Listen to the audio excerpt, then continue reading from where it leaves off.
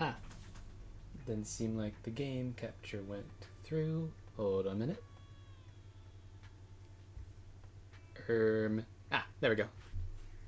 Right. Hello, everybody. How's it going? This is the second time you've probably you're probably watching me. If you were here earlier, we reacted to the Nintendo Switch 2 Direct, and that was pretty fun.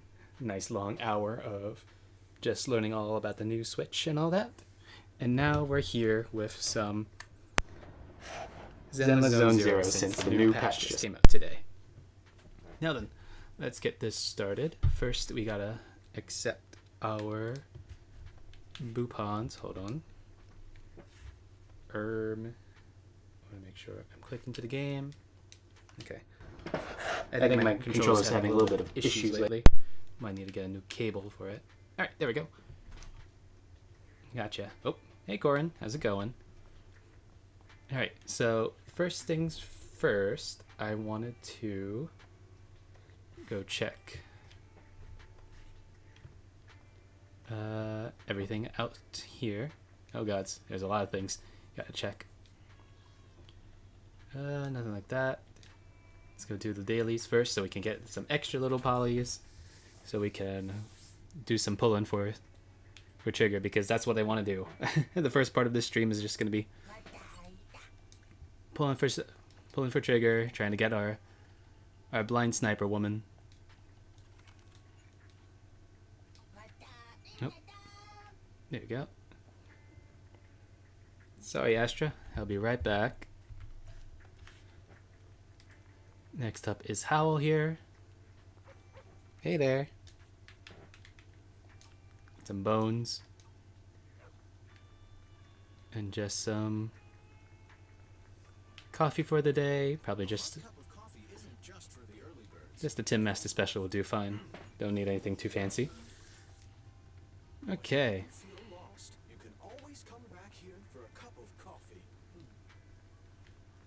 10 next to Corin because I think Corin's nice. So take that out. Scratch off lottery. No extra polys. I think I've exhausted that.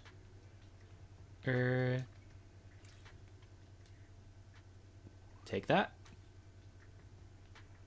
And then now let's go here. Ooh, look at this. Full ball squad triggers. Nice. And also Julien's here. Got triggers W engine plus Julien's. Stable. Like, now usually they have a callback. This is like trigger again. Nice. And into your lap. Alright, let's do some of the demos. Oh wait, no. I didn't mean to do that. So I want to do the demo. So we can get at least 40 extra polys between Trigger and Zuyan. Okay, let's see if I remember how to use her. Yeah, you gotta go into the basic stance, get more purge. Okay. Adjusting for wind. Like that. Wait a minute. Thing's a little bit loud for me, so I'm just gonna pull it down a little bit. If you get purge, you can swap off of her to do the other attack. Recalibrating. Like that. Then the Tartarus, I need to do heavy attack, right? There it is. So many after images and flips. Okay. And then the coordinated support is with the special EX special. Increase firepower. Like that. And then now we're in harmonizing shot, so we don't. Here we go. That's so cool.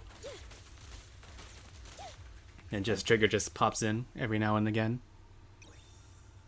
We've got trouble over there. Incoming! It's a bus!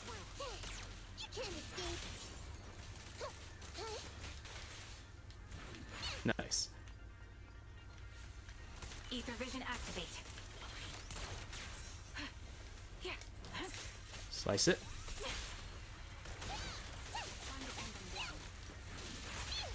There we go.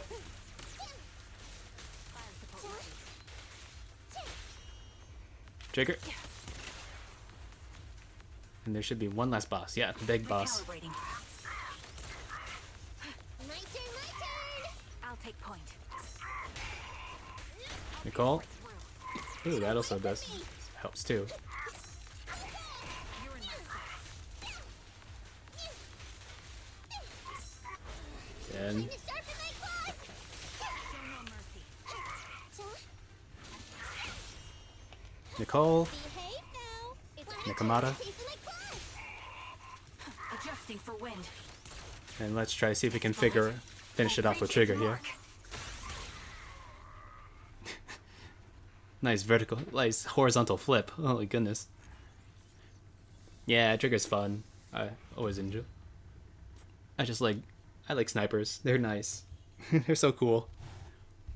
Like, I know Trigger's also like a sweet person at heart, so that makes it much better as well. Okay, Zuyan, shot shells, yeah, with her EX special. Okay, so just boom, boom, boom. That's how you know you have enough of them. Place it right on our backside. Then just holding it, and then you use the heavy shots. You can see it right there. Drag your joystick and press that to trigger dash attack. And so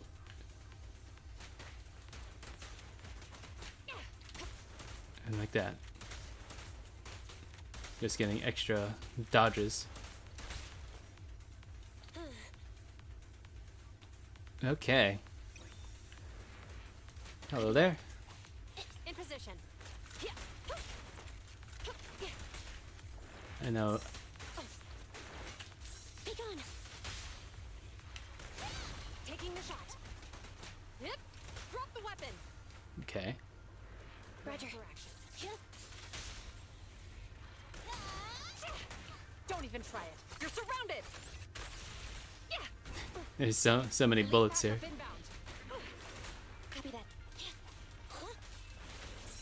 Eliminating target. All right, Ambi.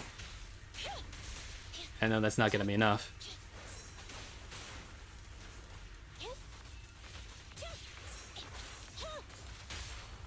This won't Nicole. hurt. Nah. Then Zuyan. Under your weapon. Bang, bang, bang, bang, bang.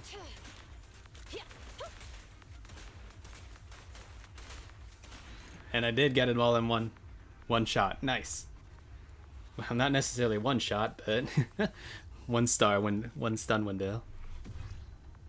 All right. Awesome. Okay. I think it's about time to do some pull-in. And we're also going to try recording that just in case we have any extraordinary streamer luck here. Okay. Right. Just gonna do some of this.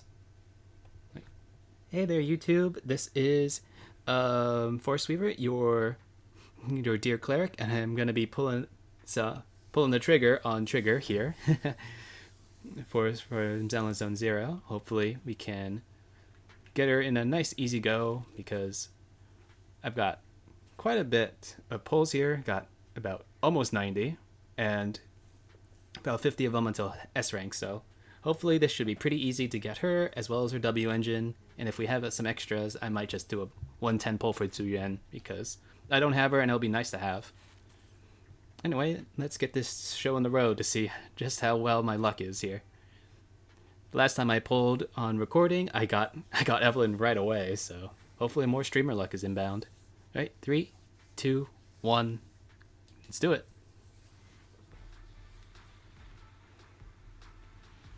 Yeah, of course. The first one's not quite there yet. Just gonna skip that, and we got subs of Lucy. Nice. All right, getting really close down to the wire here. Nah, that looks like I'm probably gonna have to go to one before Hard Pity, because I think that gives you some pretty good odds. Hey, Anton. Another round coming up. No, it looks like I do have to go to hard. That's fine. That's about what I expected after getting that insane luck with Evelyn, so having a little bit of bad is fine. Fine by me. This should probably get me it. Yep, thought so. Alrighty then. Okay, hopefully. Because I don't think I have enough to go to hard pity the second time. Excuse me. Hey, Corin. Is there something I can do for you? You're just right outside. I'm actually staying out with you right now, so hopefully that means... Come on. I thought this was gonna be... Next one? Trigger. Yay! Nicely done. Reporting for duty. Alright. Awesome. Looking good. You have got quite a lot of your midriff there exposed, actually. I didn't realize how far up it went. Awesome. Now we don't really need to see the rest of these W engines here.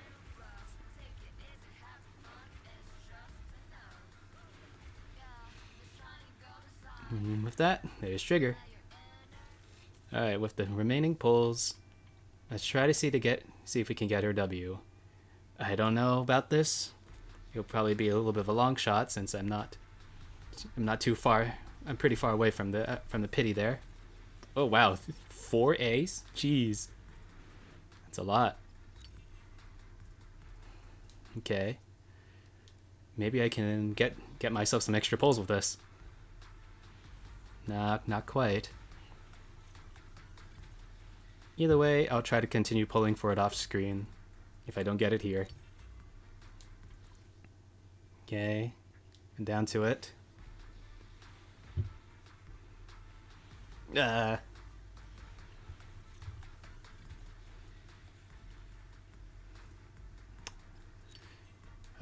Anticipation is rising. This is the last set of free 10 pulls that I've got. Next, I gotta like work for them. Oof. Okay. looks like it wasn't gonna be a clutch thing here. Okay, let's go to the signal shop here, and then with that we can get 8 of them. Wow, it's a lot more than I expected. And I've already got the free ones here, the Boupons.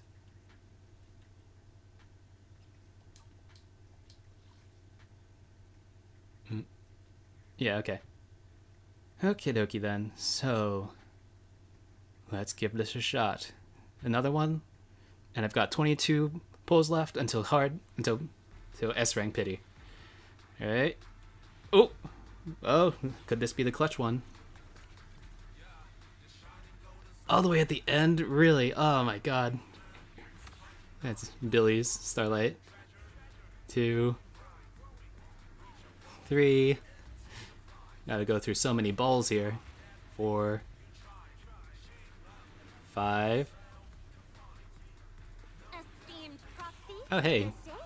You may call me Lady Lucy. Hey, Lucy. You're not supposed to be on this one because this is a W engine. Anyway, then. I got lost count. Frick. I think this might be 8 or 9. Okay. Is 9? Alright, nice. Spectral gaze. Oh, wow, look at that. Oh, that looks magnificent. Ah, okay. Well, it wasn't the best of luck, but at the very least, I got her. Eradicate all evil. Standing by. You want to test my loyalty. There she is. Eye of Oval. Yes, you are. Nice to meet you, Trigger. Hi there. Getting nice to see her. And this is the back behind. Giving a nice view. Other side here. Going back. Add attention. There. There. Alright. Let's slot in the W engine here. Equip. Enhance. I should be able to enhance it pretty far. Will it be enough to get all the way?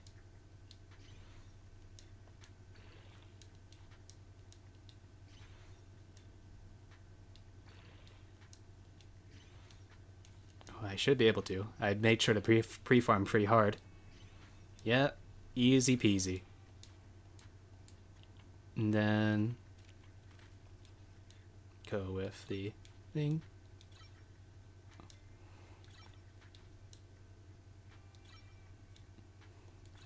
Okay. Loading them up. Uh-oh. Okay, good. This one should all be the purple ones from now on. Okay, well that's fully leveled up Trigger and her W engine. All that's left to do is put in the drive discs, but I'll be sure to do that off stream.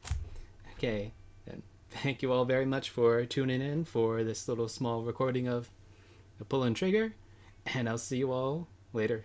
Bye. Okay, now that we've got her, should I just like slot in some stuff if I can? How much? I've got quite a number of crit rate already on her.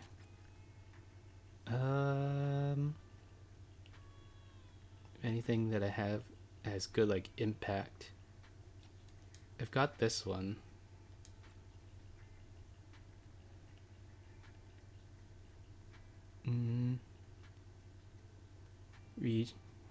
Energy regen, critical rate.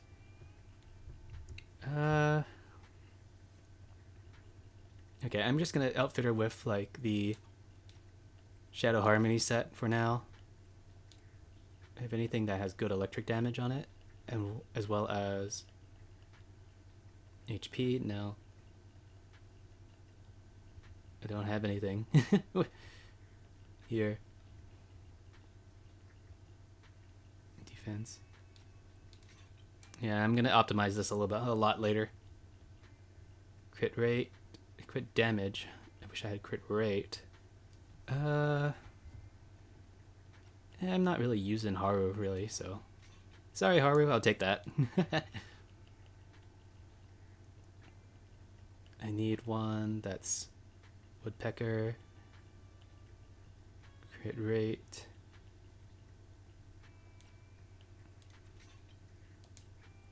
Then just next is just some Shadow Harmony. Equip, and then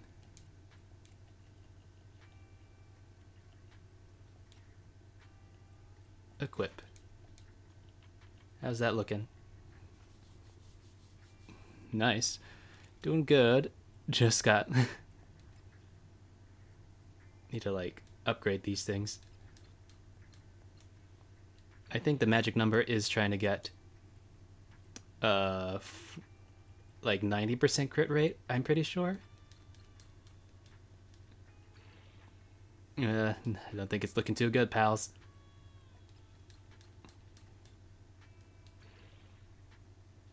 Okay, that's good at least.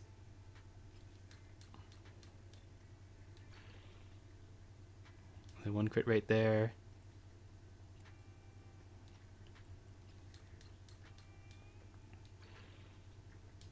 Nice, okay. 71%? Alright, I think that'll be good for now. Do this. Also made sure to pre-farm everything here.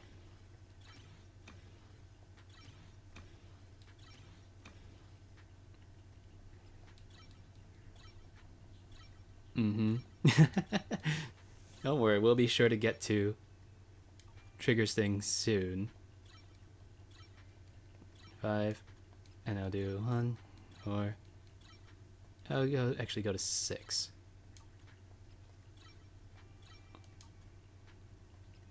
Assist goes to 6 too.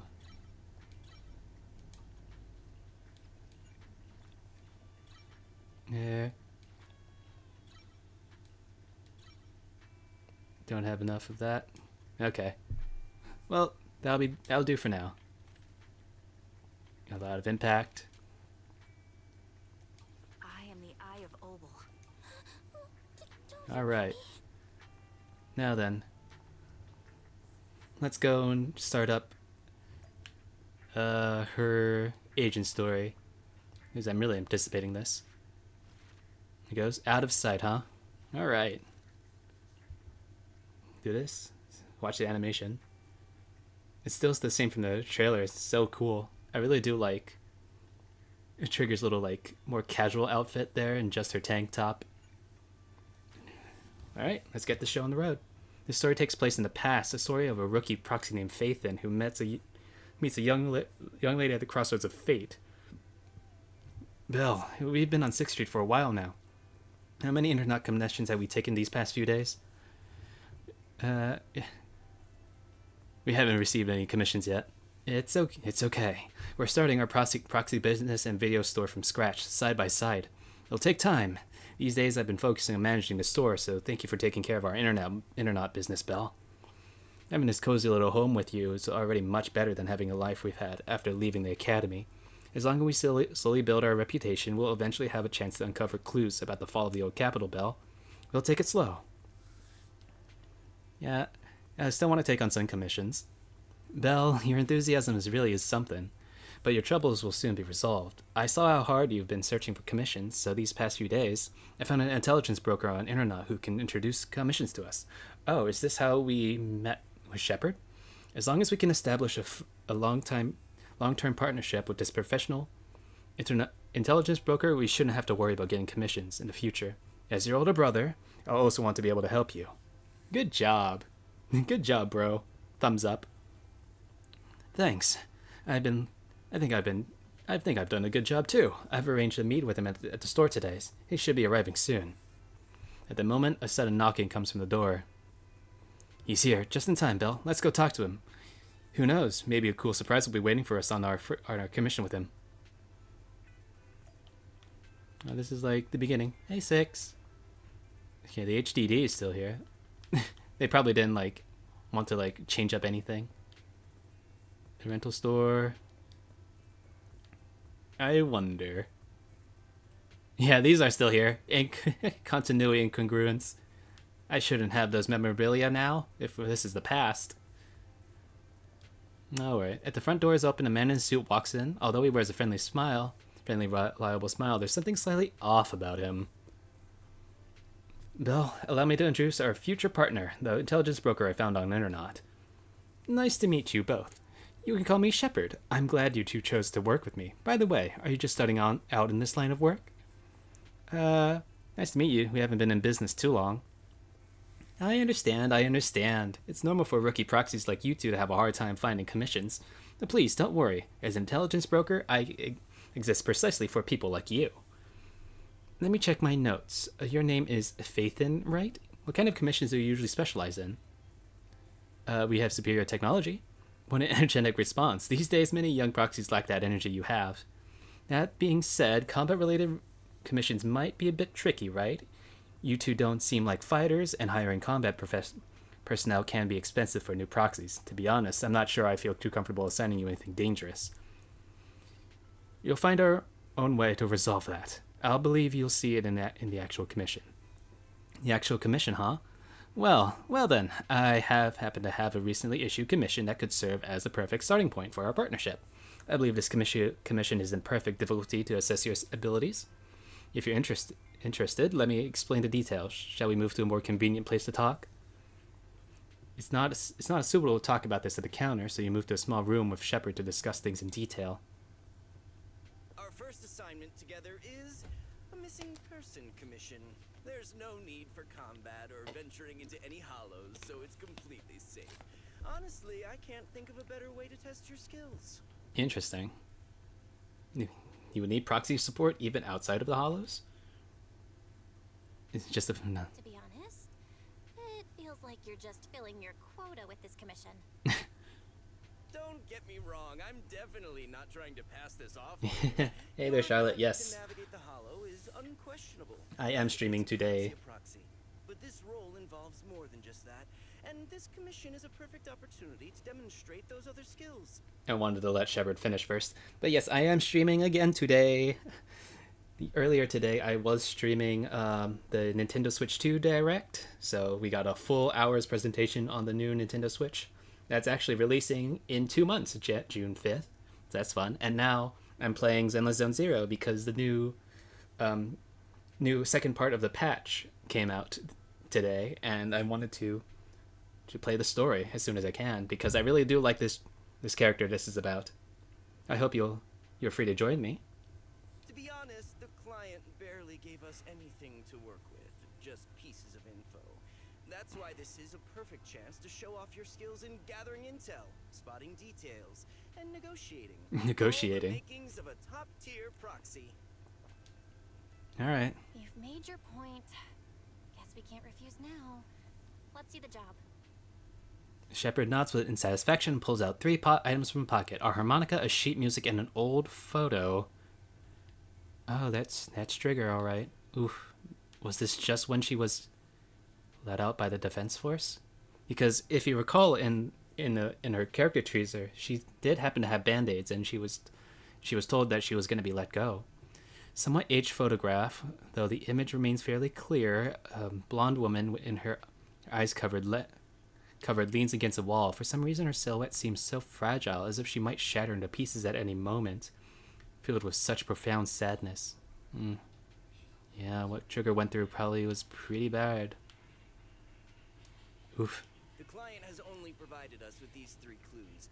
All we know is that the woman in the photo is your target. Oh, they're searching for Trigger? Just a photo. So even the client doesn't know her name, identity, or whereabouts? And what's the deal with the harmonica and the sheet music? The client doesn't seem to have any more info, though it's possible they just don't want to share.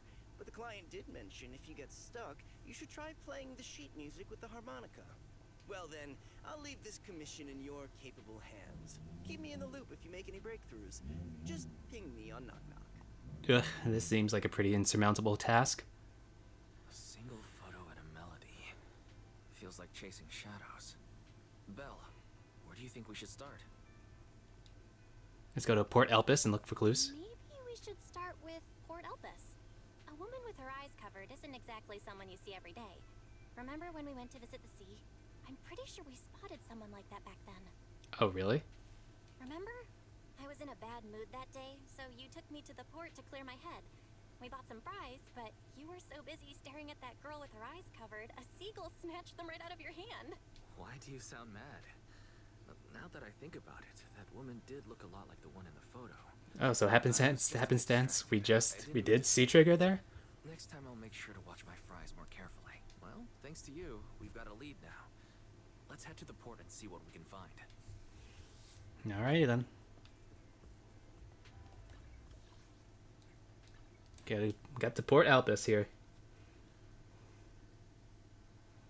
Belle, we've arrived. Time to find our missing person. However, it was a week ago when we saw that lady.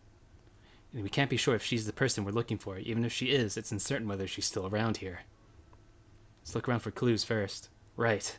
Since we don't have any other leads right now, let's try our luck here. I'll attempt to hack into the cameras to check if she's around recently. As for you, Belle, take the photo and ask the locals and pass it by around here. Okay. Tons of people about. Mew Mew is in here. Maybe Fee does? You're feeding the seagulls there? And welcome to Tater King. Our fries and hot dog combo is a hot seller. Would you like to give it a try? Seeing this person. Oh, I remember seeing this girl before. Maybe every 1 or 2 months, I'll see her wandering around this area. I've never spoken to her, but she did seem to interact with anyone. Doesn't seem to interact, so I really don't know much about her background. I don't think so. I don't remember seeing her recently. Are you looking for it? I can keep an eye out for you. Wait, would you like some fries? Let me think on it for a bit.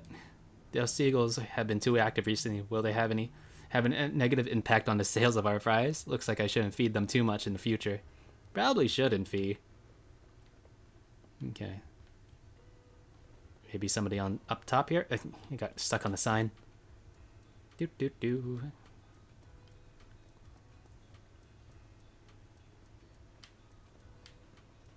Hello? The room upstairs. Someone must be living there, right? If the blindfolded woman has appeared around the port, maybe whoever lives here has seen her. Complete silence, but there's some kind of noise inside. Who? Let me see. or almost slightly. I carefully hand the photo over, and within 3 seconds it returns it. Never seen. Disappear. In the end, everyone will disappear, including me. That's ominous. Hello? Doors. Seems not have been cleaned for a long time. Picture a pair of eyes quietly watching you from behind. Heather. There's nothing in the terrace. And just like a storage room, eyes are gone. Eerie. I wonder if we'll ever know what happened. What's up with this little building here?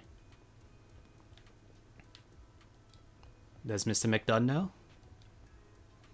If we can climb up the lighthouse and overlook, we can find spots somewhere. Just as you're about to try opening the door, an old man appears behind you. Hey! What do you think you're doing? This lighthouse is currently off limits. No one is allowed to enter. If I hadn't shown up, you would have been gone straight in, wouldn't you? This maintenance hasn't been properly maintained for years. If something happened to you, who would take responsibility? Besides, what would you need to go up to the lighthouse for? I'm looking for a person.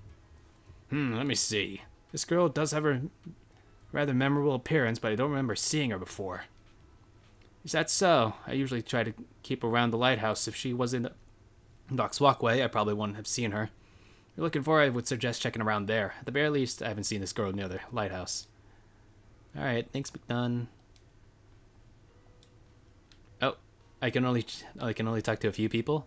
Shoot. Alright.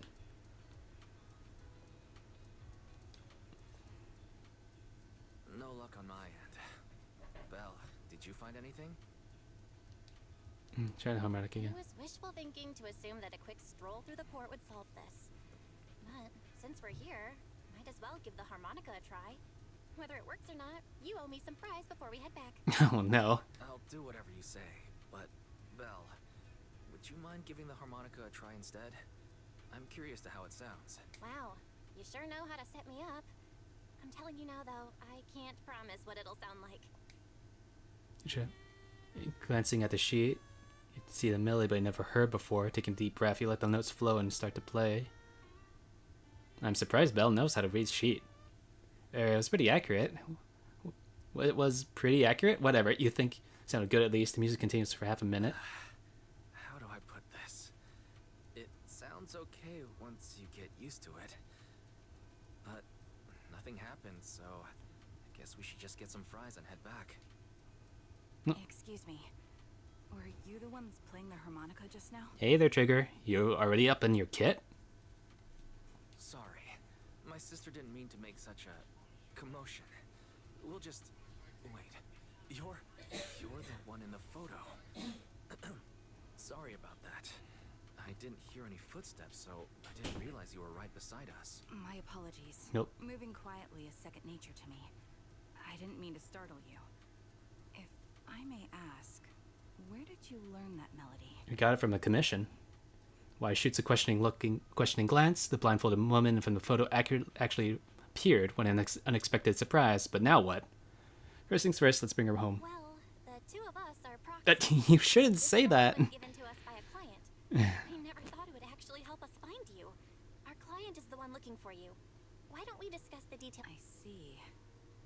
Please lead the way. I'd also like to meet this client of yours. Let's head back to the store. Okay, let's go check in with Shepard. Oh, I almost forgot. Your name is... My real name. I haven't used that in a long time. But I do have a code name.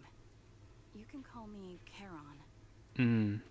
But we know that isn't her actual code name. Her code name has been Trigger for so long. She's just, I guess, using this as a cover-up. Charon was actually her captain's name. You return to the video store with a woman who calls herself Charon.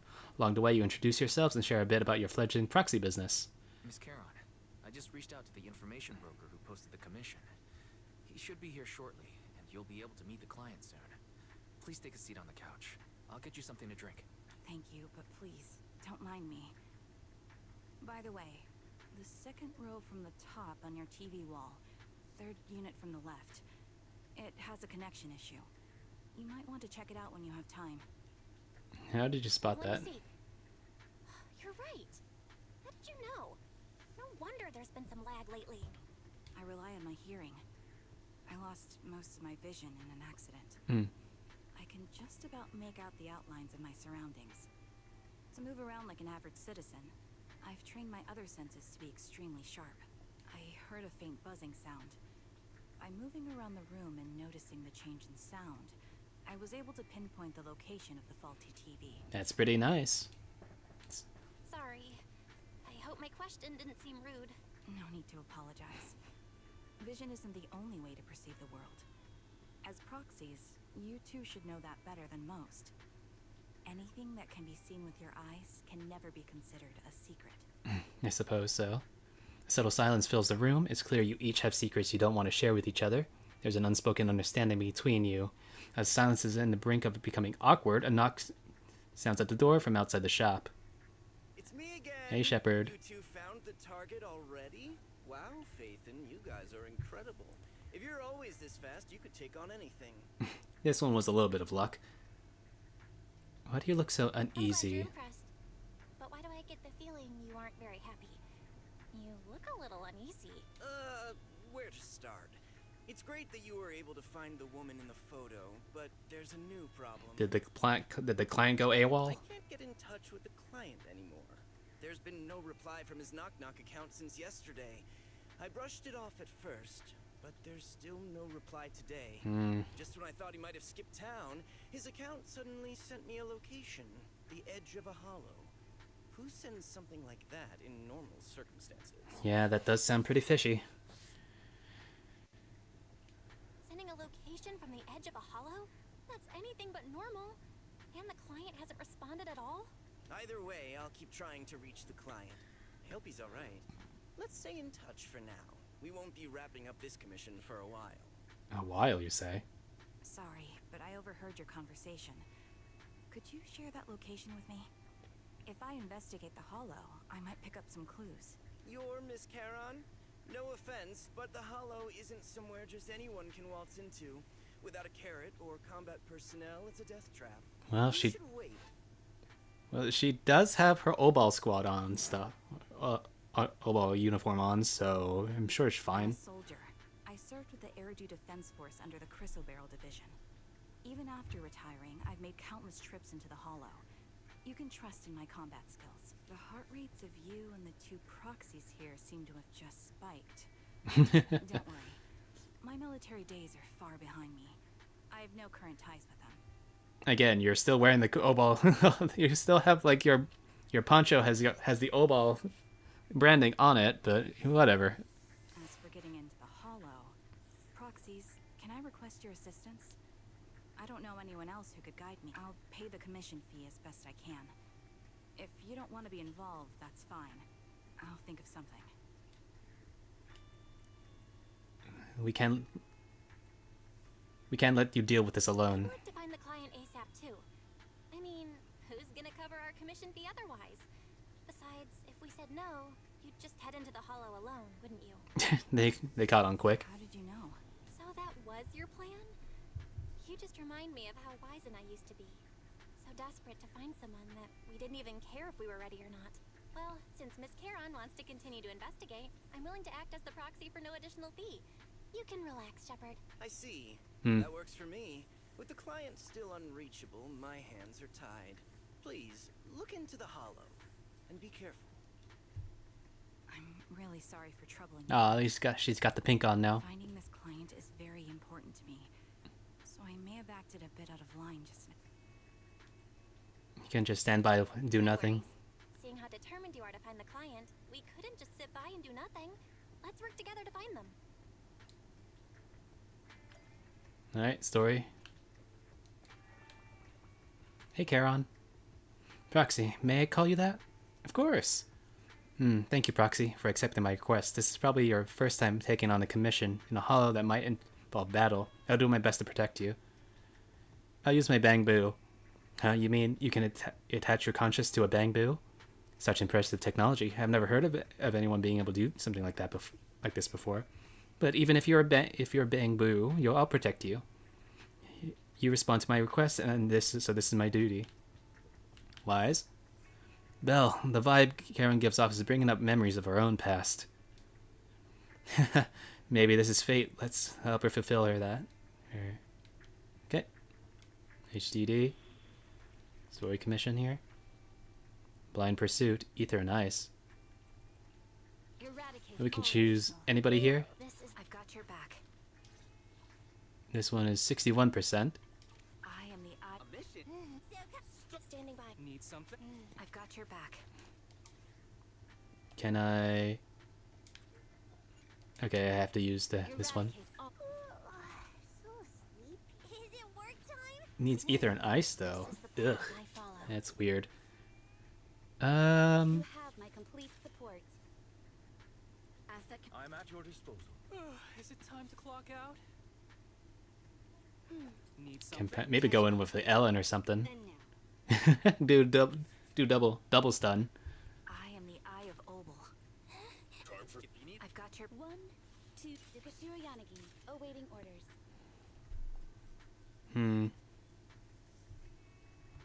I'll protect you from any. I shall follow. Ready and. Time for some jail care. This is one. Let's. I'm at your disposal. Well, if she's gonna be there, All evil. I am. A mission? How can I help? I've got your. Touch my tip. Awaiting. Time for some jail care. This is the path. Is it Ready for combat. Need something? I shall follow your orders. okay, there we go. This will be a nice thing. It's gonna be unconventional, but it'll be fun.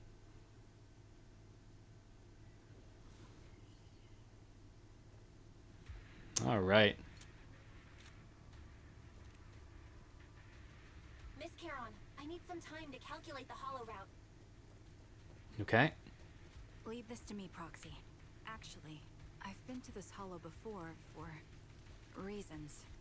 I still remember the way forward clear as day. This part of like Recalibrating. 2, 3, 4. Ellen, switch out. Oh? Then why don't you wait just a little longer? Calculating a path doesn't take that long.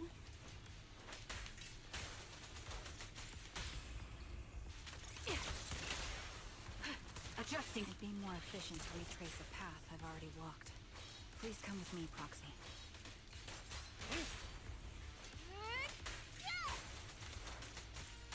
The path ahead. It should be right around here. I wasn't here too long ago. One moment, Proxy. I might have misremembered. It's all right. Just need to think. It's all right, Charon. Take your time. You're in the middle of battle too. Don't hesitate. Either I'm sure you're well aware that hollows undergo periodic spatial distortions and reconstruction. show no mercy. Take this. There we go. Sorry for being so presumptuous, Proxy. I got ahead of myself and made things difficult for you. You're fine, Charon. All right, let's go in. By the way, Miss Caron, how are you so fluid when you move and fight? She said she was ex-military. Is it because of your sharper hearing and heightened senses?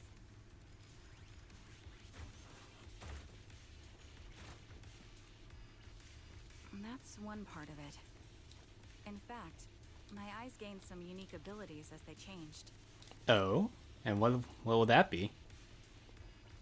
Gonna wait a little bit to see if she says it. I can't see most things clearly, but I'm able to detect the etheric fluctuations of nearby humans, ethereals, and other objects. Oh, that would be nice. Especially in the hollow where ether is everywhere.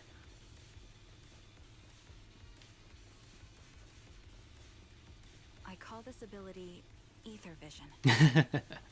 Fair enough, yes. That's quite the ability. Given your combat style, those eyes must come in handy on the battlefield, huh?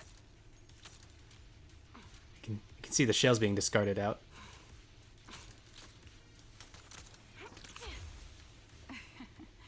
That may be so. You can also see like she's got her hip guns too. All right, let's get in there.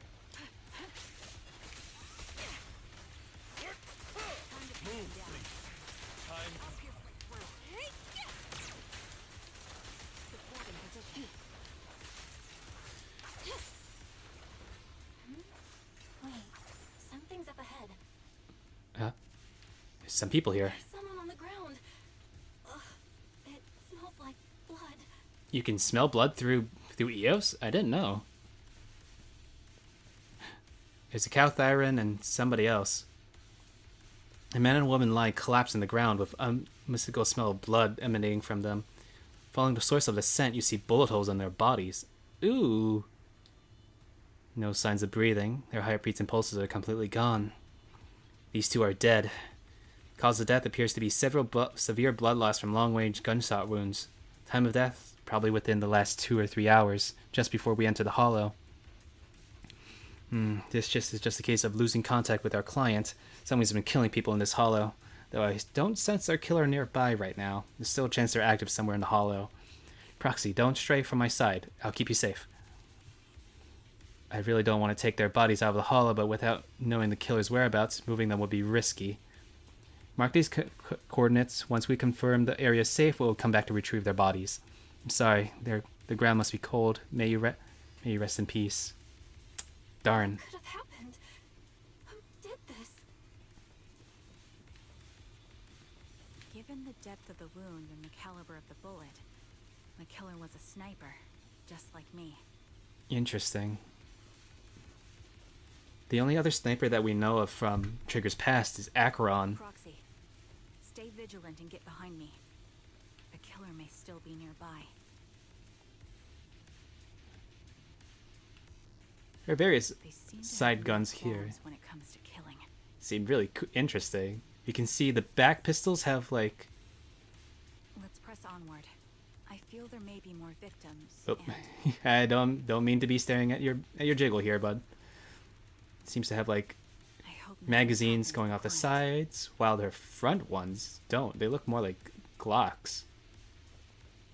Interesting. The surrounding ether levels have significantly increased. What's going on?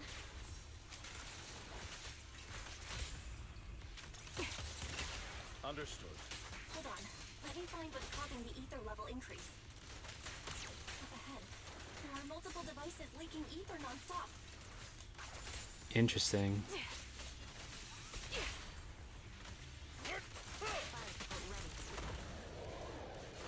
are high-pressure ether storage tanks, filled with highly concentrated ether. You're in my sights. As soon as the valve is open, the ether will flow out at a fixed rate. Show no mercy. Get back. Such high ether I'm gonna- concentrations will make the nearby ethereals more active and cause more to show up. That's bad. I assume those are the tanks? Up there. Charon, it'll be dangerous if we keep moving forward. Visibility. Position. A position with great visibility. Understood. These storage tanks are high-risk items manufactured by military-industrial companies. Why? They're rare, even on the black market. Why would you do that?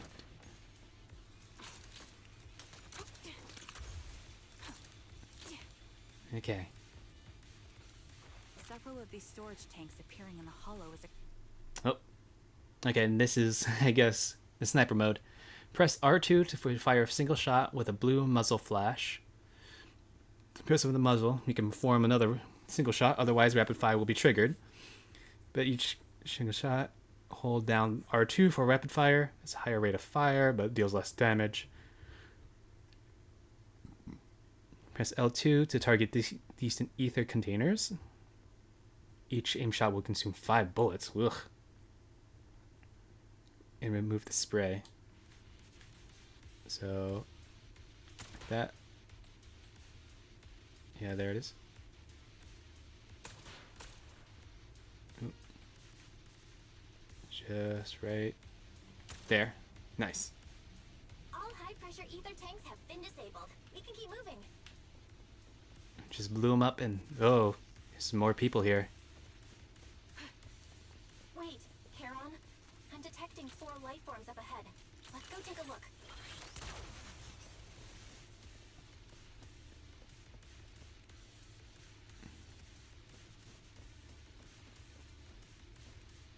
These look to be more civilians. Man collapsed on the ground. 4 people over here. They're all still alive. I'm not detecting any ether fluctuations from any other life forms nearby. Ugh, what are we gonna do? Check their condition. Great, that's a relief. Charon, can you confirm their condition? Confirmed. 1 is seriously injured. A bullet pierced their lung. The other 3? No internal injuries, just a few minor wounds. They're all unconscious. The one with severe wounds. His etheric fluctuations are nearly completely gone. He's beyond saving. Oof. Who are you? Help me. It hurts. So cold. She's got purple now. Looks maybe mournful or blue. Does there really nobody save him? There must be something we can do. I'll contact the hospital and we can get him out of the hollow. His internal organs are ruptured. He'll bleed out long before we can get him out. No rescue team can beat the clock when life fades this fast. Oof. Am I dying? I just want to go home. And where is that home?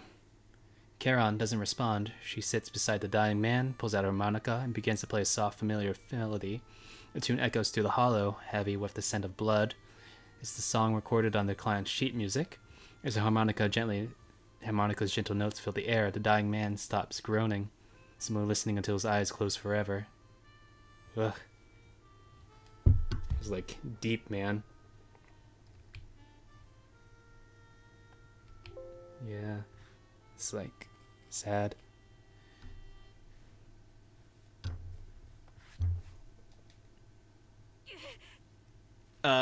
Charon, you okay there?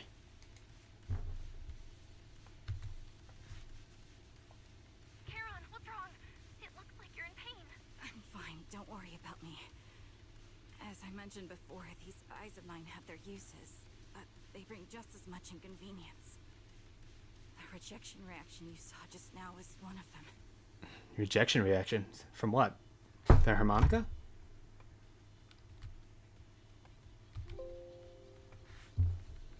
Staring into death. It's not something I handle well. My head. Where am I? Who are you people? I remember now. There was a madman, a lunatic who tied me up and dragged me into the hollow. You're not. No, we're not. Charon's a woman, as you can see. Not the lunatic you're talking about. Oh, she's standing at attention. Can you stand? There are 2 more unconscious survivors here. If you can, help us carry one of them. Let's get out of here together. Leave. We can leave this place. What about that lunatic who shot at me from the shadows? The culprit's already gone. Culprit should be gone by now. Charon, let's get the survivors out. Follow me. Alright. Ugh, this is like quite the interesting hook. Got some more polychromes. Nice. Exhausted and unable to carry any more bodies, you record the coordinates of a few of the corpses. Once this is all over, you should make sure to report them anonymously to the public security. With Charon, you should keep your guard up alongside the 3 survivors, eventually arriving at the Bending Metro entrance in front of the Ballet Twins Road. Proxy, let's take a short break here. The area around the Ballet Twins has been abandoned due to the hollow disaster, and no one's likely to be around. It's both secluded and safe, making it a perfect place for conversation. Yes, I know. They just escaped from a killer, so we need to check on their injuries and mental well-being. Fortunately, I don't think so. After they woke up and saw me, they didn't have any particular reaction. They were the one who assigned the commission to find me. They should recognize me to some extent. Proxy, I'll keep watch around here and be at the lookout for the perpetrator trying to track us, attempting to ambush us. Could you please have a brief conversation with the 3 survivors? I think they might have information on the perpetrator. And to be honest, I think they might... No, I'm probably just my imagination. You probably should say what you're saying, bud. Hey, buddy. Wait, what? Hold on. If you did your humors? Yes, everything makes sense now. I saw you said something about tops. It's been spread by tops. Oh, interesting. You can still see the top of the roof there. Still, I probably couldn't do anything about that. The ballet twins are so widespread that almost everyone believes there's something spooky inside. Despite our best efforts at the Alliance of Truth to debunk the rumors, we still don't have any followers. As many followers as those spreading the rumors. That's surprising. So I think so you just find it surprising too? I just don't understand why. It's just plain dumb. Oh, that makes us at the working tirelessly to counteract the rumors just like circus clowns? No, we're even worse. We've got fewer followers than a circus, to be honest.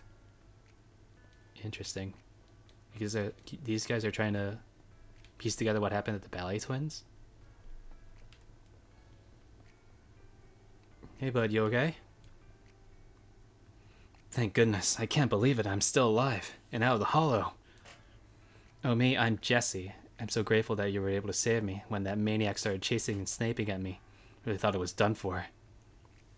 Questions, go ahead and ask, although I don't really want to remember what just happened. You did save my life.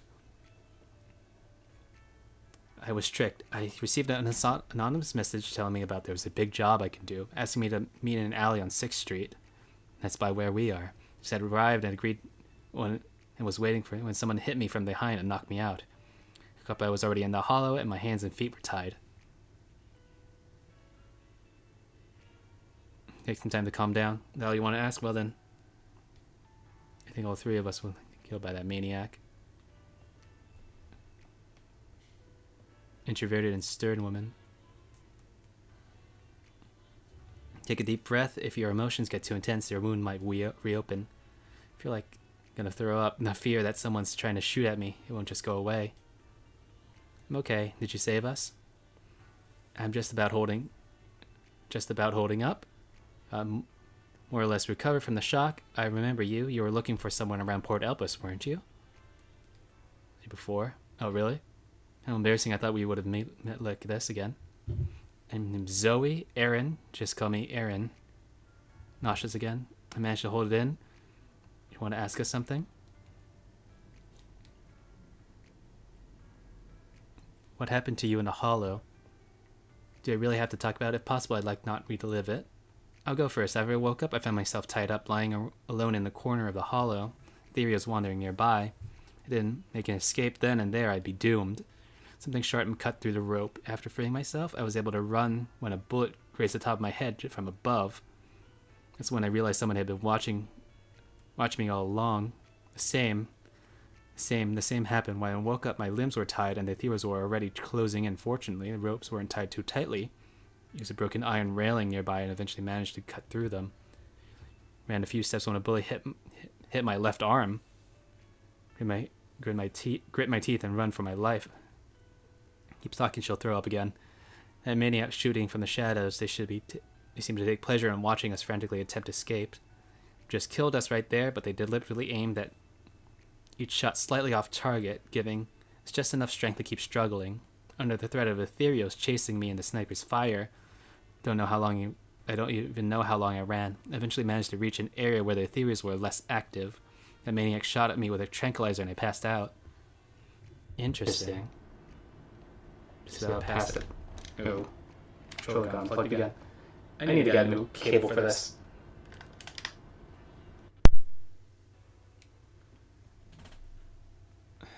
Just take some time to calm down. Thank you and your companion weren't. Why were you being targeted? I can't take this anymore. You alright there, bud? Okay. After a brief check-in on the three survivors, you share what you learned from Charon, then she calls the three over. Thank you all for assisting me, even though I'm a stranger. You've given me valuable information. It's the least we can do after you saved our lives. If there's anything else you want to ask, go right ahead. I do have some questions left to ask. Before that, could the three of you introduce yourselves? I'd like to see if there's a pattern to how the killer chose their targets. I'll go first. My name's Zoe. I used to be a soldier in the Defense Force, but now I'm just working a regular desk job at a private company. Don't let that fool you, though. I've earned my stripes. Are these all former Defense Force? I'm Jesse, currently working as an internet information broker. I'm still pretty new at it though, so I can't think of any reason someone would target me. My turn? I'm Erin. I was also in the Defense Force, but now I'm unemployed. Actually, I have a question for you all. Did you see my friend when you were in the Hollow? She's about my height with shoulder-length blonde hair and a mole under her eye. We were kidnapped together, but I can't find her anywhere now.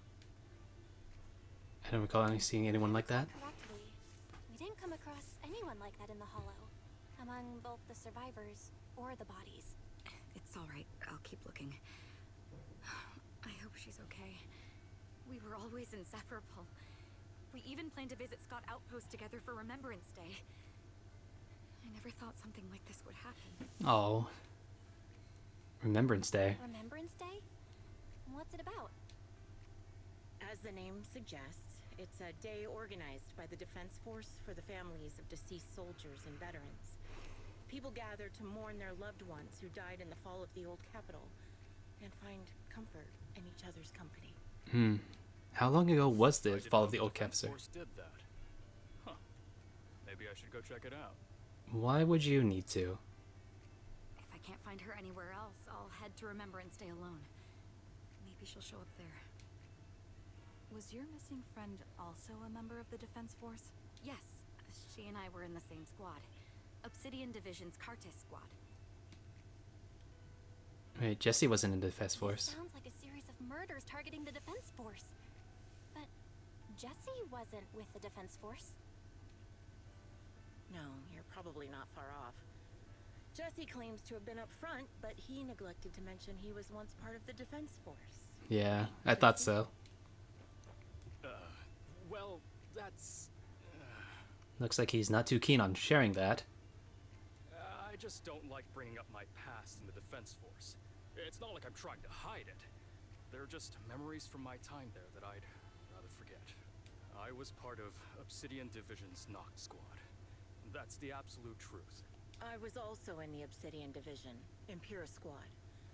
I don't know who those who died in the Hollow were, but it seems the killer really is targeting members of the Defense Force. So many squad names. Wait a second. If I remember correctly, during the fall of the old capital, didn't our 3 squads work together on a mission outside Hollow Zero? Outside of Hollow Zero. We did?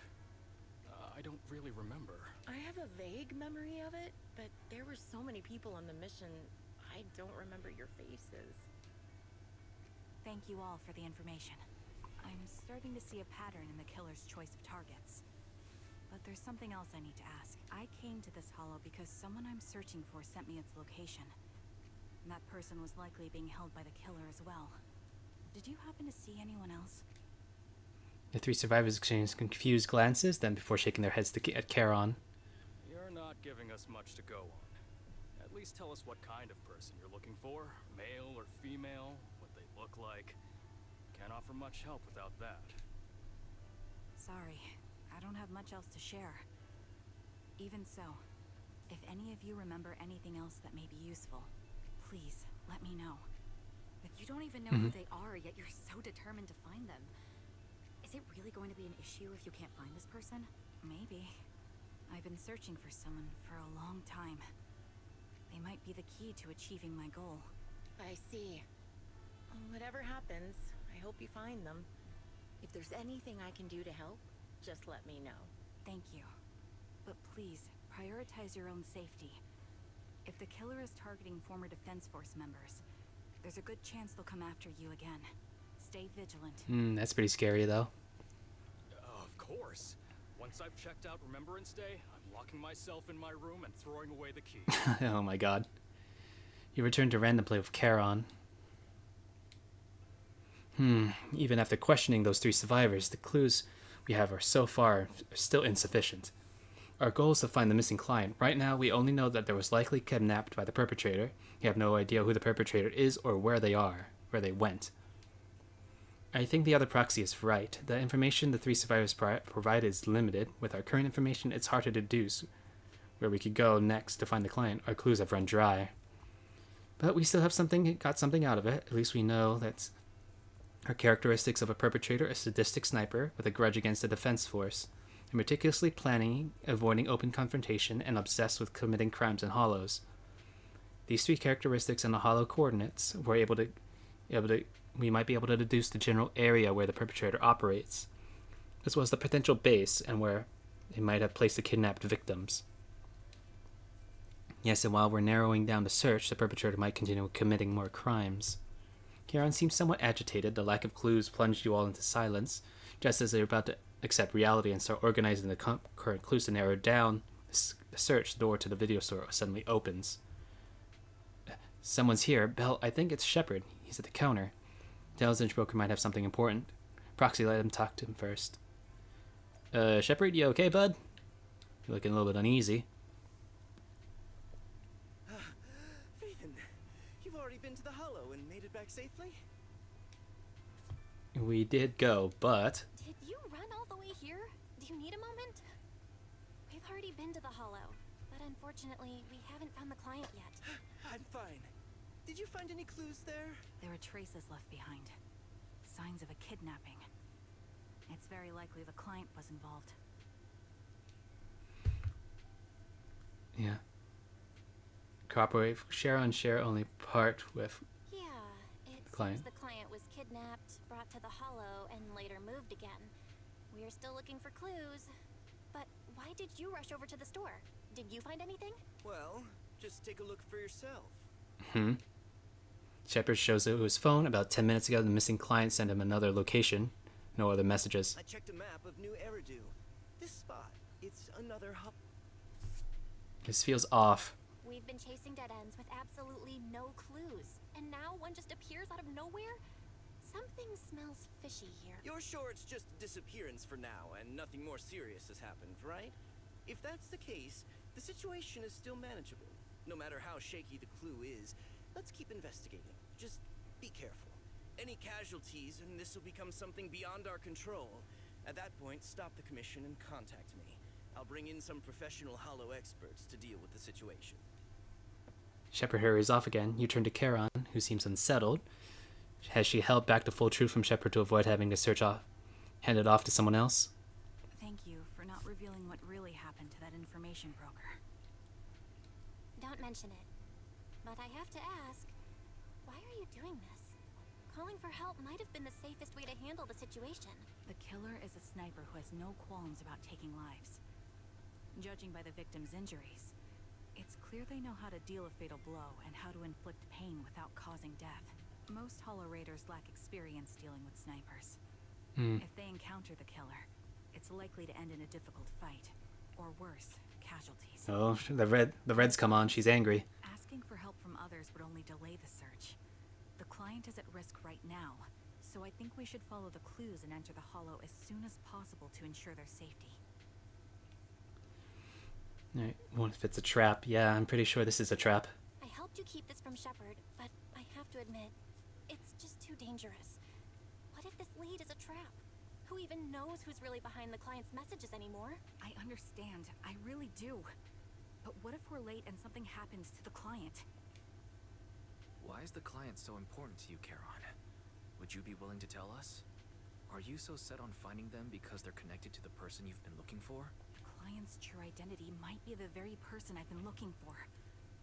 And if not, they most certainly have some vital information. Since leaving the military, I've spent years searching for my missing teammates. Years? They were more than just comrades who trusted me with their lives. To me, someone raised as an orphan. They were family. Oh. Jigger, you were orphaned? Interesting. Leaving them in I've searched years. And how many years is that? 2, 3, 5? How long ago was Hollow Zero? I've scoured countless hollows and every corner of New Eridu to find them. But I've never found a single lead. Until I met you and heard that melody on the harmonica. It's called Homecoming. My squad leader composed it. Only our squad knew it. And yet that client of yours not only knows the song, but also gave you the sheet music. Please, Proxy. This client is the only lead I have left. I'm certain my teammates are still alive. If this trail goes cold, I don't know when I'll get another chance to reunite with them. If they're still alive, there could really be no trace of them after all these years. Wise's gaze towards you seems to convey such a question. No trace of them after all these years. But then, thinking about how you're also searching for your teacher, it doesn't seem all that hard to understand. I'll help you. I get how anxious you must feel. Let's face this together. But this time, we really need to be extra careful. Thank you, Proxy. I feel much better knowing I have your support. You can trust me.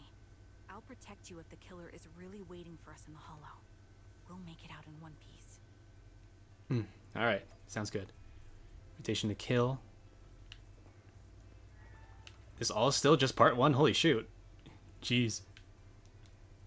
Proxy, if your senses are shared with controlling Bamboo, does it mean the pain is shared as well? Pain is shared as well. Then I won't let the perpetrator lay a single scratch on this Bamboo. If a fight breaks out, stay right behind me. Wise? Bill, although we promised Charon to investigate the Hollow, I still feel that the clues appearing at this time are indeed somewhat suspicious. Yeah. Pretty sure the client is this killer here. Blind pursuit. Oh wait, no, this is invitation to kill again. Eradicate all evil. Asset confirmed. This is the path. I'll protect. Is it time? I shall follow your order. Awaiting for. Time for some tailcare. I'm at your wish is my command. You asset. I shall follow. Ready and touch my tail. And now.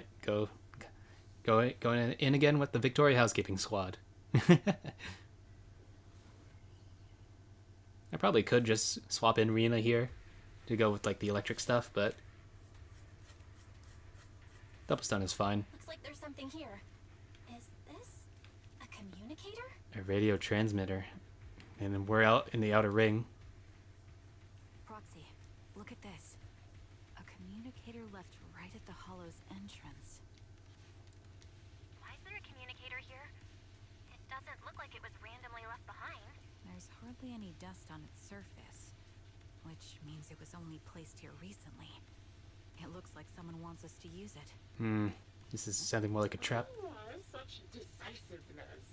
Following random location info without even thinking twice. I'm glad, Sniper of Liar Squad. They know Trigger's old squad.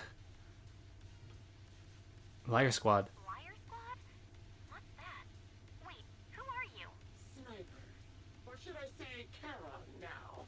Haven't you shared your past with our dear Proxy? If introductions aren't your strong suit, I'd be happy to show you how. You can call me Grim Vulture. Grim Vulture. Yeah, okay. Behind this string of murders.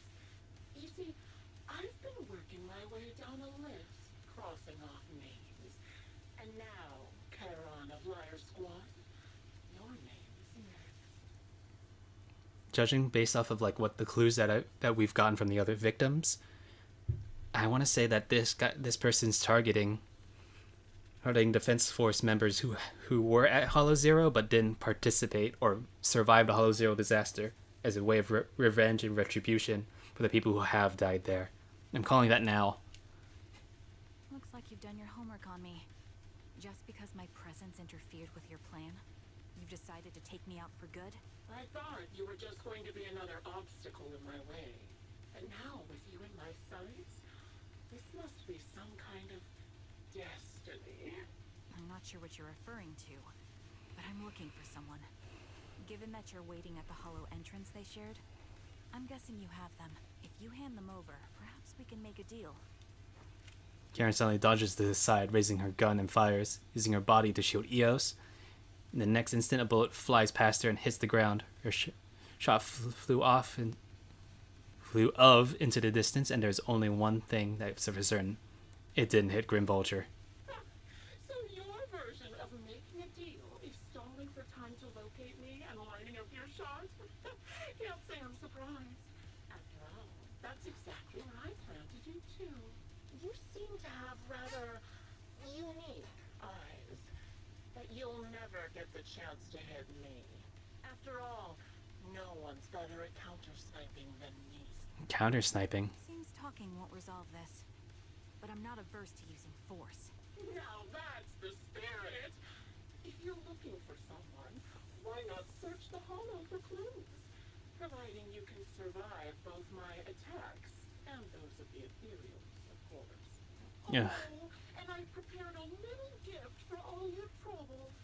I hope you still have that determined look on your face after seeing it. Oh boy, this is gonna be pretty ugly. Red laser sight. Yeah. Watch out for Grim Vulture taking shots from afar. Adjusting for wind. Is there nothing we can do? No more.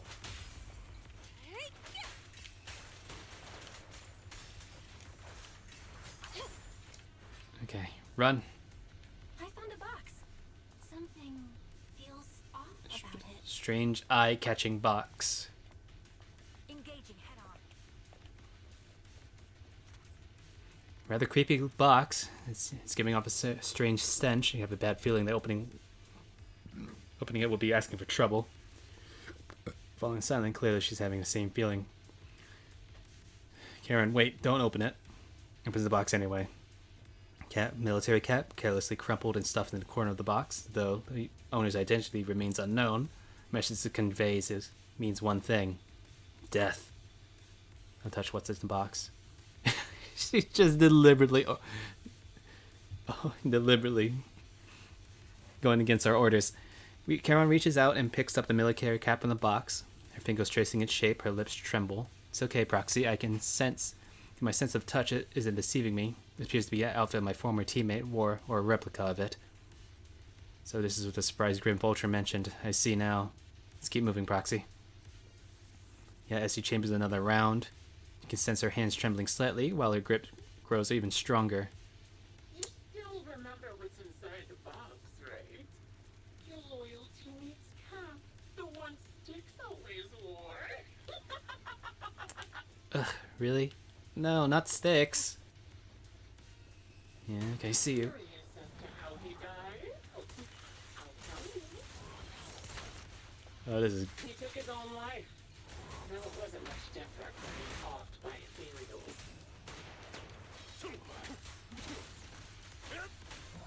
Are you gonna tell me more about that? Ethereals had almost completely taken over his body. He was being corrupted, covered in ether crystals. His core was almost full. Sounds horrid. You gonna say more?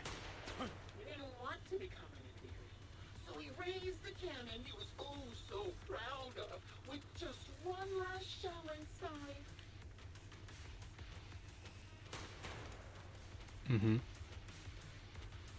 Shot right through his heart. And just like that, obliterated both his core and his heart.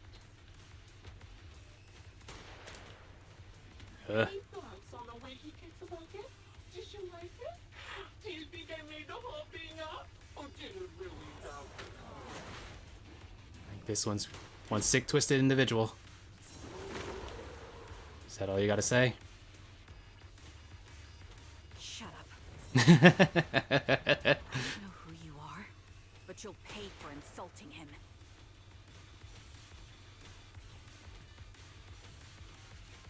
Oh, wanna kill me? Then come to my next surprise spot. I assume another one of her team. Oof. This is a bad way to go out for the Liar Squad. Let's hurry it up.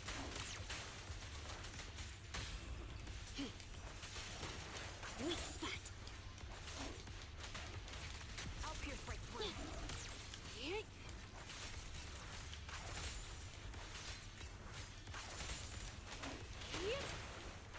I'll take point. Okay. Gotta get behind cover here. Another high-pressure ether tank. And a lot of ethereals have already been drawn to it.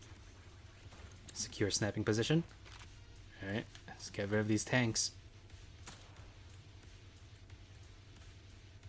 This is a... That's...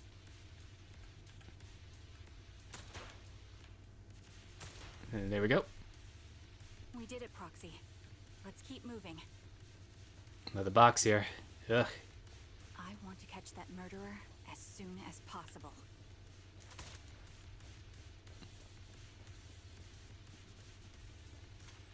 Another one. The second box emanates the ominous aura. That settling stench seems to warn you that the contents of the previous box will give you an absolutely wretched experience. Karen's breathing grows heavy.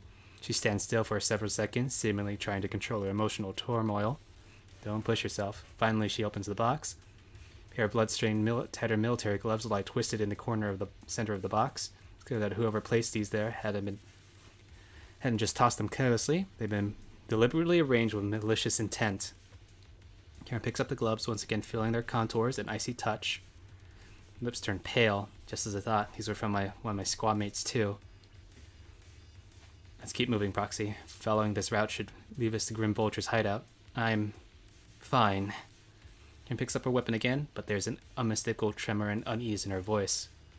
Acheron's favorite gloves. Oh, okay, this is Acheron. It wasn't easy getting my hands on them. As expected of such a famous, beautiful commander, even her gloves are stylish. Okay. At first, since they were talking about this as another sniper, I thought this was going to be Acheron. But I guess that's good. In the end, both her hands were missing. Oh, don't you think that's a shame, little sniper?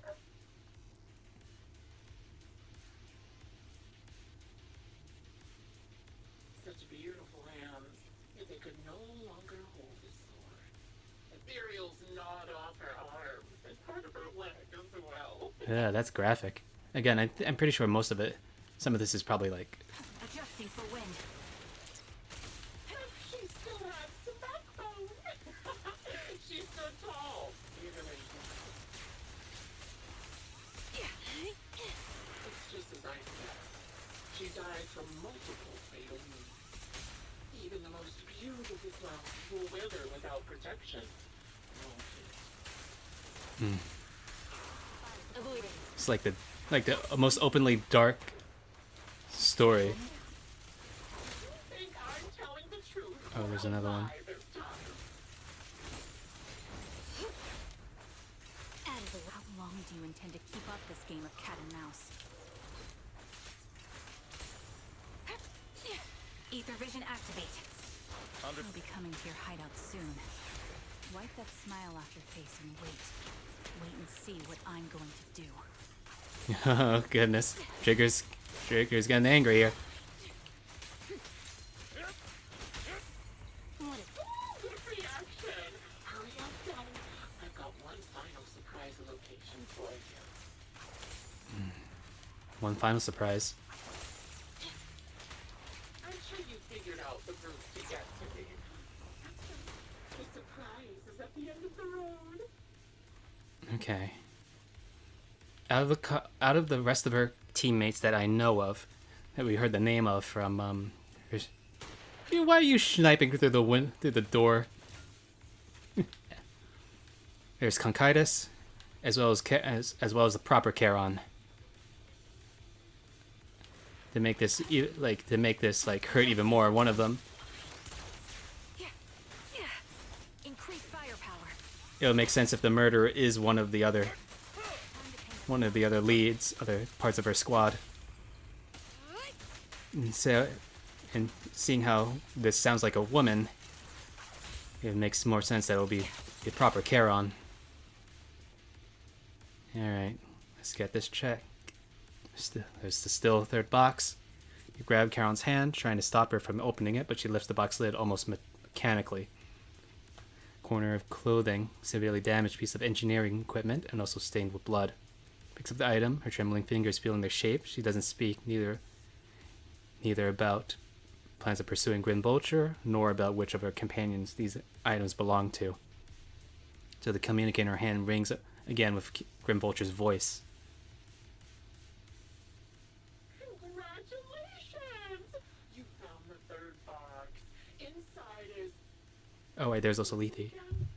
Oh, right. A piece of bloody fabric from Cocytus's clothes and some damaged engineering gear stained with Lethe's blood. There weren't enough boxes. together. You're just a medic and an engineer. Not exactly combat material, right? Surely you're not mad, are you? Karen's face turns deathly pale. She silently picks up the bloody items from the box, her spirit visibly shaken by the weight of these ominous relics. Enough. Enough already! Using her squad mate, her family to mentally torture her? That's vile. How much longer are you planning on doing this? Oh dear, did I go too far? My sincerest apologies. It's just, watching you plunge headfirst into my trap was so entertaining. I may have gotten a bit carried away, you know? Relax. The person you're looking for isn't here. And those are just fakes. I didn't actually take them from her comrades. Her comrades are long since corpses in the Yeah, hollow, that's so. after all. How could I possibly have gotten hold of their clothes? A surge of rage threatens to drown all thought. Just as you're about to retort, a crisp gunshot rings out. Karen's shot is clean and decisive, carrying an unmistakable intent to kill. From the response on the other end of the communicator, it seems she missed her target. A decisive strike to be sure. But as I've already said, your awareness, sight, and experience mean nothing in front of a more skilled sniper. I didn't expect to kill you so easily. There was a subtle change in your ether fluctuations the moment I fired. That was all I needed. You knowing my past makes me feel sick. But after seeing that you're just a coward who feels fear from another's killing intent, it doesn't bother me as much anymore. Oh wow, Trigger's completely locked in, right as they say. You say? How fascinating. You were little more than a hollow shell before. But now that you've bared your teeth, you've started looking somewhat respectable. I know your composure is nothing more than a facade.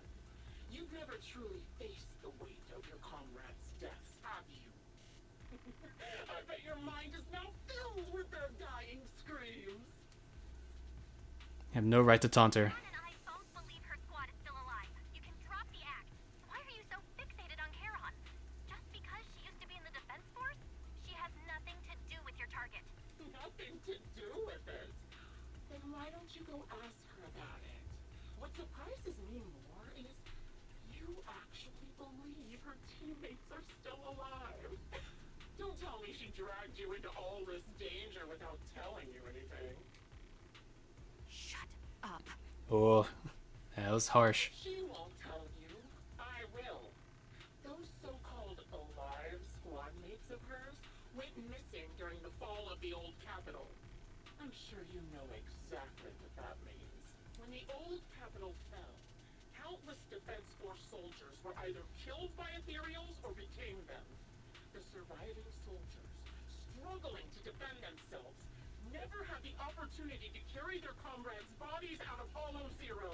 Obviously, her squad mates, the members of Liar Squad, were among the dead. But since their bodies were never found, she insists they're still alive. Even going as far as to deceive her own proxy. It's laughable. Why are you so fixated on trying to make her believe it's I not? didn't lie to the proxy. They're alive. I have proof. Someone like you could never understand. I could never understand? Huh.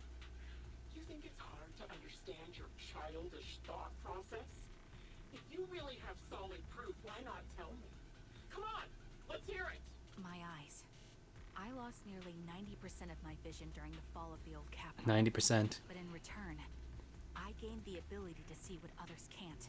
Every second of every day for years, I've seen my squad mates. Not as fleeting shadows, but vivid and lifelike. They've never disappeared. Never disappeared? They're alive, waiting for me to find them. Why else would I have been given these eyes? That's your proof? Did you hear that? Proxy hiding in the bamboo. She spent years chasing after people who couldn't possibly exist, all because of some ghostly visions. You'd rather believe those visions of your teammates are real-time projections than accept that they're dead. But if I told you the way I described their deaths before was the absolute truth, will you finally face reality? Or will you keep fooling yourself, believing in ghosts? deceiving yourself. Because that's how you survive. I'm not lying to myself. I really Want to find your squad mates who have been missing for years and were officially declared dead? You couldn't protect them when the old capital fell, and now you're just making up stories to fool yourself. This Grim Vulture seems very invested in this. Almost personally so. So-called reason to go on, to latch on to any stupid excuse. You're just a selfish, naive coward who did nothing and couldn't do anything when your comrades were dying.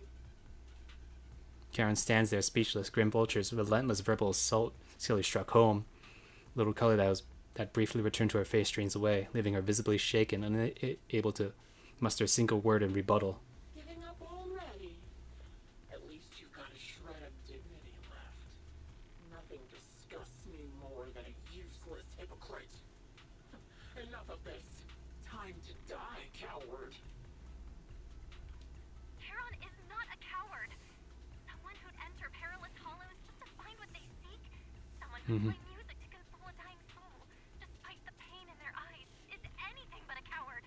At the very least, she's far braver than a criminal like you. Hides in the shadows, enjoys torturing others, and is constantly in fear of being caught. Proxy. Your proxy sure has a way with words. I won't waste any more of my breath. Just die already. Analysis of surrounding fissures complete. I've completed analysis of the surrounding fissures. Charon, snap out of it. We can use that fissure to escape. Fissures? When did you... Still trying to play tricks. With no hope of a counterattack, you practically drag Charon, turning to run towards the fissure that escaped Grim Vulture's notice. Just as the bullet is about to strike, you manage to escape through it.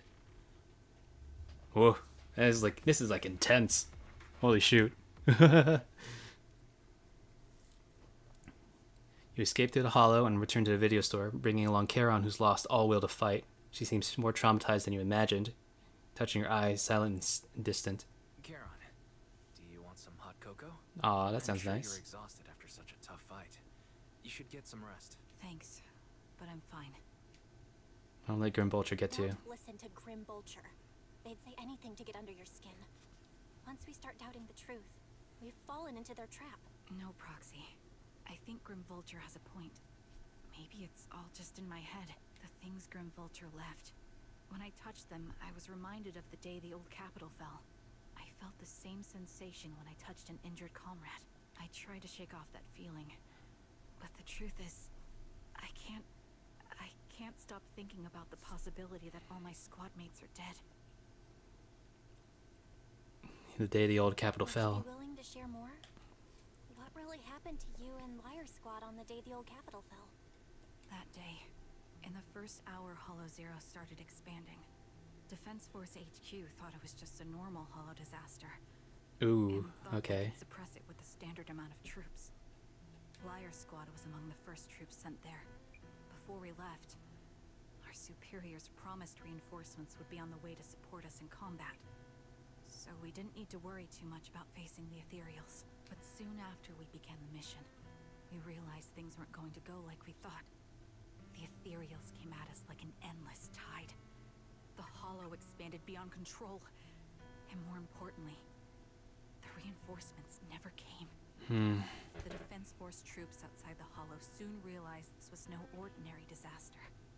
Hollow Zero was devouring Eridu at horrifying speed. The reinforcement plan was called off, and the promised troops retreated. Honestly, even if they had come to help, it wouldn't have changed anything. I watched as members of the advanced force around me died one after another, or were corrupted into Ethereals. Our squad slowly lost the strength to maintain formation. I was a weak point in our formation. An ether shot fired by an Ethereal hit my eyes, corrupting them. Because of that and several other wounds, I shortly lost consciousness. That's there Sure though. how long I was out, but That's just the before all of losing them. my vision, I briefly regained consciousness. The last thing my eyes saw was my squad mate standing in front of me. See, looking back. I think I see Nineveh there in the back there When I too. woke up again, I was already back at base. The higher-ups detonated the Shiryu pillars, and finally managed to bring Hollow Zero under control. I don't know who rescued me from the Hollow, but none of my squad mates had made it out. For some reason, the image of my squad mates being the last thing I saw has stayed in my mind. It must be some kind of sign. A sign that they're still alive. Don't you think? They must have continued fighting after I fell unconscious, eventually getting lost in some hollow and losing contact with the main force, left to wander between the various hollows of New Eridu. That must have been what happened, right? The defense force, civilians, no one believes me. So I decided to find them myself. The reason behind these eyes, it's got to be to guide me to finding them still alive. Am I wrong, Proxy? Are these eyes pointless? Aw, Trigger. I knew that's what you thought. Interpreting what my eyes see as proof my squad mates are still alive is just wishful thinking. But if they're really gone, why would I have been given these eyes, which bring nothing but pain? If they're truly no longer alive, how can I apologize to them in person? Tell them I'm sorry. Aw, Sorry oh for no, being so this is... Sorry that I failed to protect them. Trigger. Faces are all so blurry. I can't see their expressions. I can't even bear to look at them. If their final look at me was filled with resentment and disappointment, I wouldn't know how to handle it. Yeah, hold Charon. Charon, It's going with listen to Hand. me. Even if everyone else thinks you're wrong, Wise and I will never dismiss your determination to find your squad mates. You don't need to make any justifications, because someone close to us is missing too, and we desperately hope she's still alive. Even if the whole world doesn't understand, we will never give up. Guess shared trauma, I guess. But I also think being consumed by this obsession, unable to move forward, that's not what those who matter to us would want. Belle is right. Listen, Charon, you're such a kind person. Maybe that's why you feel responsible for protecting everyone and blame yourself when you can't do enough. But you don't have to carry it all on your own. Yeah, we'll be there to support you. Yeah. Right now, the best thing you can do is trust us. We can be sure that Vulture hasn't killed the client yet. As long as we have that lead, there's still hope. We'll support you. No one can dismiss your determination or will. No matter how things turn out, we'll stand by your side and we'll face it together. Proxy, thank you. I feel better now. At the very least, I want to keep investigating. I'm not just going to stop here. With the tension easing, it's time to discuss the plan going forward. Now that the sad times are done, just then the phone rings. Sorry to disturb you at this hour. Did you go investigate that new hollow? Oh, never mind. The client just shared it. Oh no, here we go again.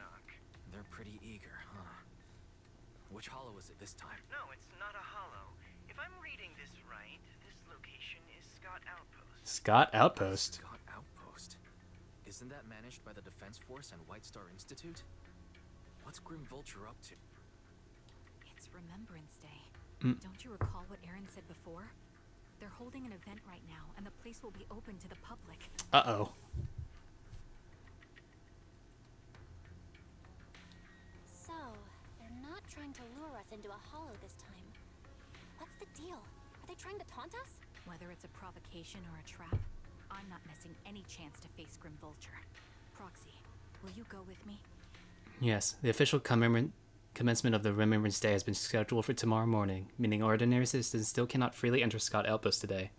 Under arrangements, Charon spent the night at the store the next morning. Belle, you'll be heading to Scott Outpost with Charon soon. Did you sleep well last night? I slept well. I'm glad to hear that. After everything we've been through, it's good to hear you're well rested. Oh, Charon is already waiting for you at the parking lot. Please take good care of her, Belle. I'm surprised. Like, is this all still within, like, the same... Within the same, like, part 1? I highly doubt it. Because it would have said so. Hey, Charon. Good morning, Proxy. Did you sleep well last night? Yes, I did. Sorry for losing my composure in front of you yesterday. I think it's got my mood back in order now. Stare. It seems I can't hide it from you, Proxy. I'm sorry, I still think I'm still struggling to process this sadness and unease. Just not sure where I should go from here. Find a way together. Yeah, you're right. Instead of continuing to suffer, it's best to reach out and grasp all the hope we can find around us. Maybe things will eventually change. Let's go, Proxy. Today we are attending Remembrance Day as ordinary citizens, so carry any weapons. I suppose Grim Vulture won't be foolish enough to make a move inside a military stronghold. Just keep an eye out. While you're there, I believe we should be able to find new clues. Scott Outpost. Charon, many citizens have come for Remembrance Day. They must be the relatives of those who gave their lives during the fall of the old capital. For some reason, after coming here, Charon has been acting a bit strange. Can you explore this place together? No, it's nothing. Alright, I'll say it. It seems like there are some familiar faces here. Nice to meet them. I don't think I can face them. If I'm not mistaken, they should be the members of my teammates. I don't know if I should face them. Face them? You'll have to face them sooner or later. I know, but I'll be there for you. Then that's a deal. I'll go and talk to them, Proxy. You don't have to say anything. Just stay by my side and give me the courage to speak.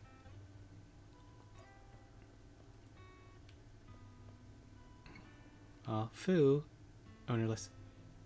Mr. Fu. I'm your bro. I'm gonna take good care of you. Go walkies. Aw. The Bang Boo. Widow man. Oh no, he's drunk. You okay out there? Oh no. This before. That looks like a thing. Another. Oh, hold on. Another day without you. By your side, Mom and Dad miss you so much. Aw. Hey there. Are you Acheron's brother? How did you know? Who are you? Wait, your eye cover. So you're Acheron's sole surviving teammate. I remember you. We met once after the fall of the old capital. After that, I didn't hear anything about you. Never expected to meet you here. This plushie. It's Acheron's favorite plushie. She always kept it in the most common spot in her room. I brought it along here, bringing my sister's shadow to participate in Remembrance Day. I'm sorry, Mr. Allen. You don't need to apologize. I still remember that one time when my sister came home excitedly, telling me that a shy new girl just joined the squad that didn't speak much, but she was beautiful in battle. Happiest I'd ever seen her. Aw. You're in a presence that inspired admiration and desire not to fall behind, a beautiful soldier who gave her the drive to keep moving forward. You don't have to apologize to me. If my sister were here, she'd surely say the same thing. Please don't mind me too much. The Defense Force has made it a lot of preparations for the Remembrance Day event. Please take your time here. That's nice. Oh, hey, Roland. You forget why Scott Outpost was established? Attention all Defense Force soldiers, listen up. Never forget why Scott Outpost was established, and never forget all the sacrifices we made when the old capital fell. Hollow Zero may be under control for now, but that doesn't mean we haven't expanded. We won't expand farther in the future. On this special Remembrance Day, we shall remain vigilant against another disaster. Is that understood? Is Ray in? No? But all the equipment's still here.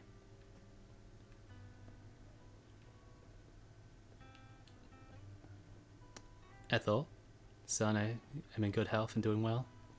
My son, can you see me now? I'm doing well. Legs and feet are fine. I just miss you so much.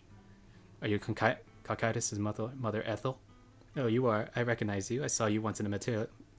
After the fall of the old capital, you're Cocytus' teammate, one of the survivors.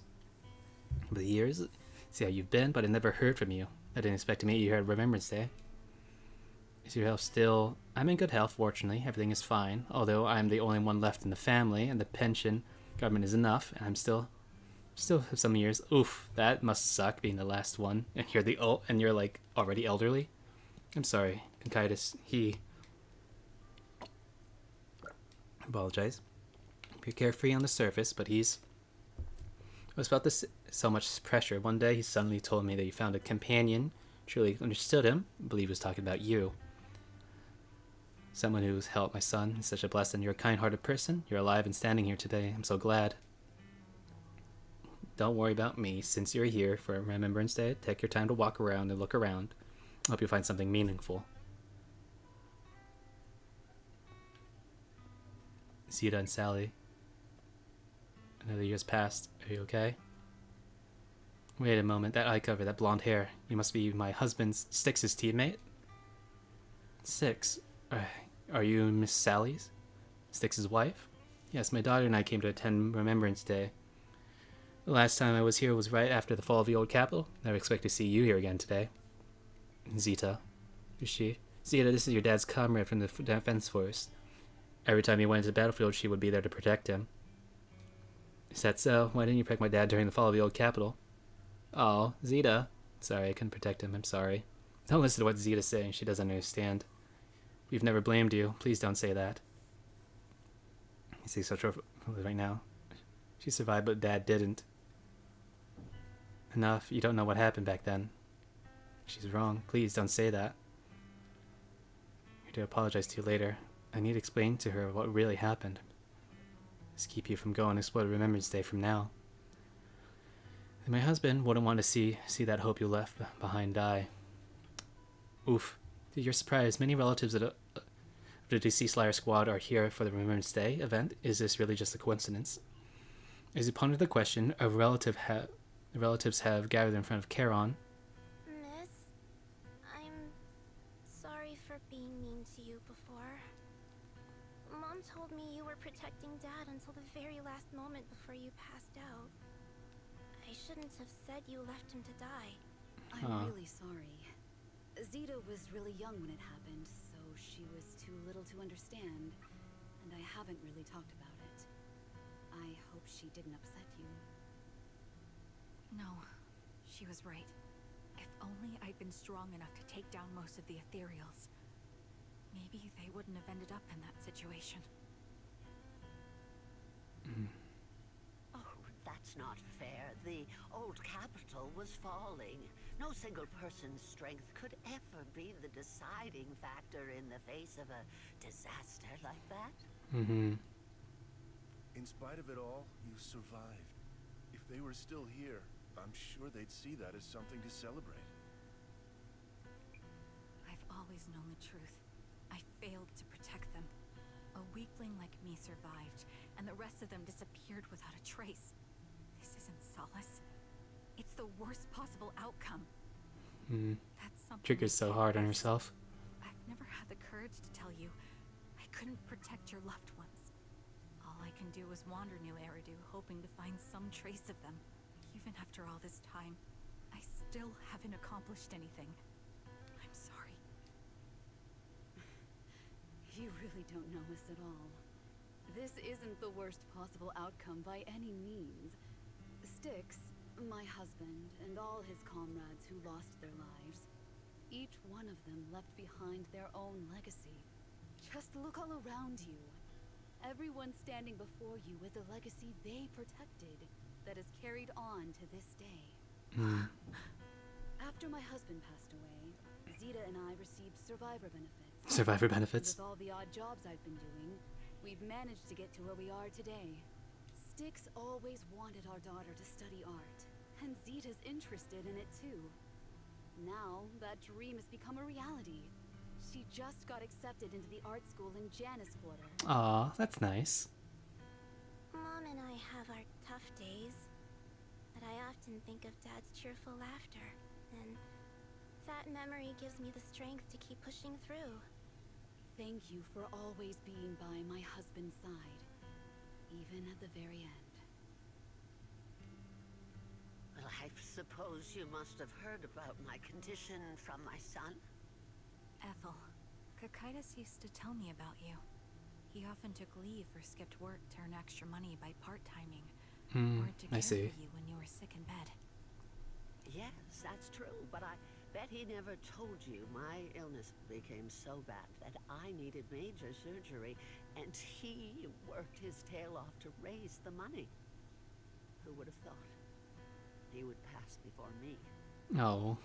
I used the benefits from his death for the surgery, and that's the only reason I'm here today. In a way, his passing allowed my life to continue. Every time I think about it, I feel like I need to keep my body healthy and live a few more years. The sights I see, I believe he can sense them from somewhere far away. When That's I very was too touching. weak to take care of him, it was you and your comrades who stayed by his side. Thank you. As for me, well, I'm currently working as a fashion designer. Oh, that's nice. Fashion designer. Is that because of Acheron? It is. I'm sure you remember how much she loved beautiful things. She was always into fashion, so I decided to become part of that world. That way, she can always be with me. I admit I had no idea how fun fashion design could be until I actually gave it a shot. I wish I'd figured that out sooner. Anyway, Oh, whoops. I'm planning to start my own fashion brand next year. Oh, She really? used to say that after retiring from the army, she wanted to pursue fashion design. I really want to carry on her dream. It feels like my life's purpose. You know, she used to talk about you when she came home for the holidays. How your rivalry pushed her to keep improving. So, thank you. I'm proud of my sister. And I'm proud of you, too. As you can see, all of us have made it to this day, carrying the will of those we loved.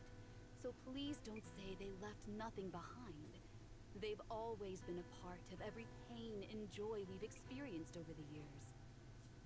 Please remember, everything and everyone in New Eridu is only here today because you all risked your lives in battle.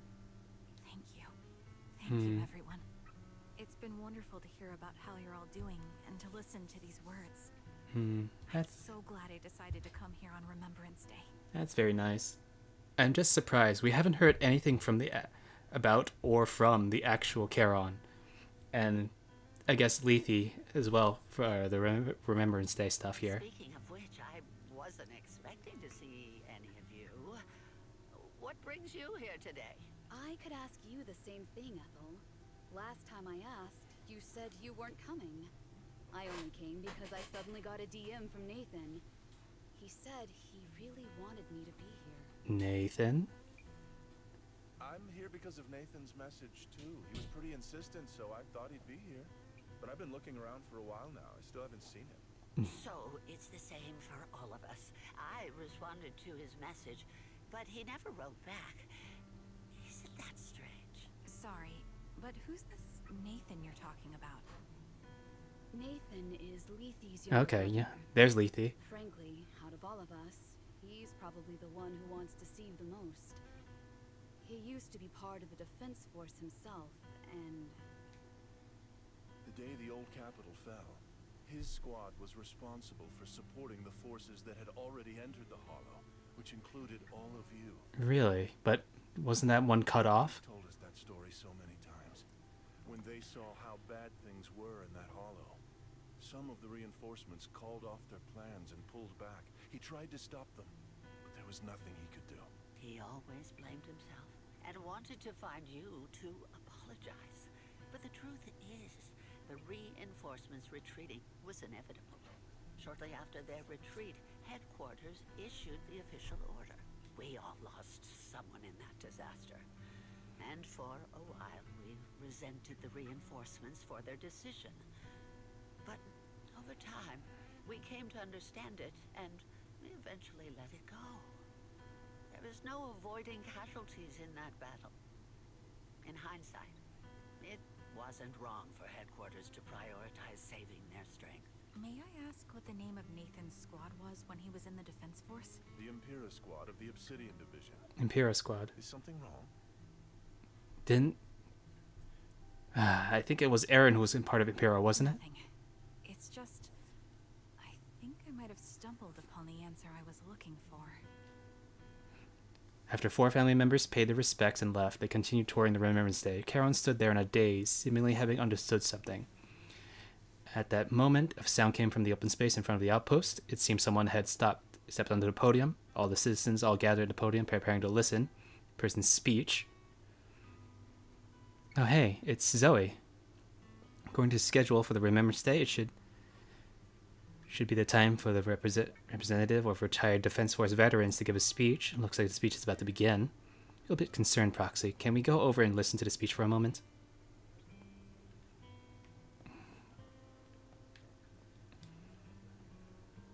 Yeah, there's Zoe.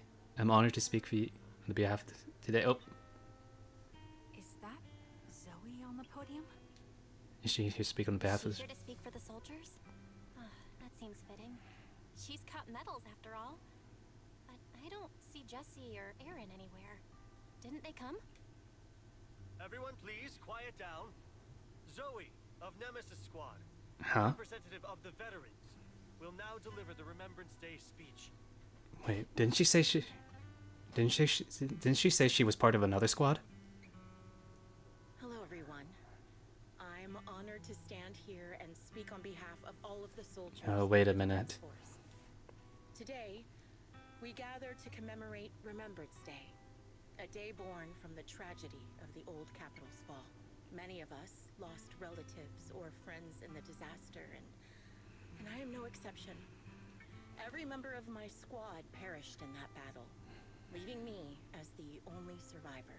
Losing the friends you cherish to the hollow is a pain that never fades. It's a sorrow that will stay with us, now and forever. However, to the families of the fallen soldiers, hold your heads high with pride for your loved ones who gave their lives. They fought to the very last moment when the old Capitol fell. Death isn't the end, nor dishonor. It is their eternal medal. They gave their lives facing an unstoppable disaster, exchanging their sacrifice for the world we have today.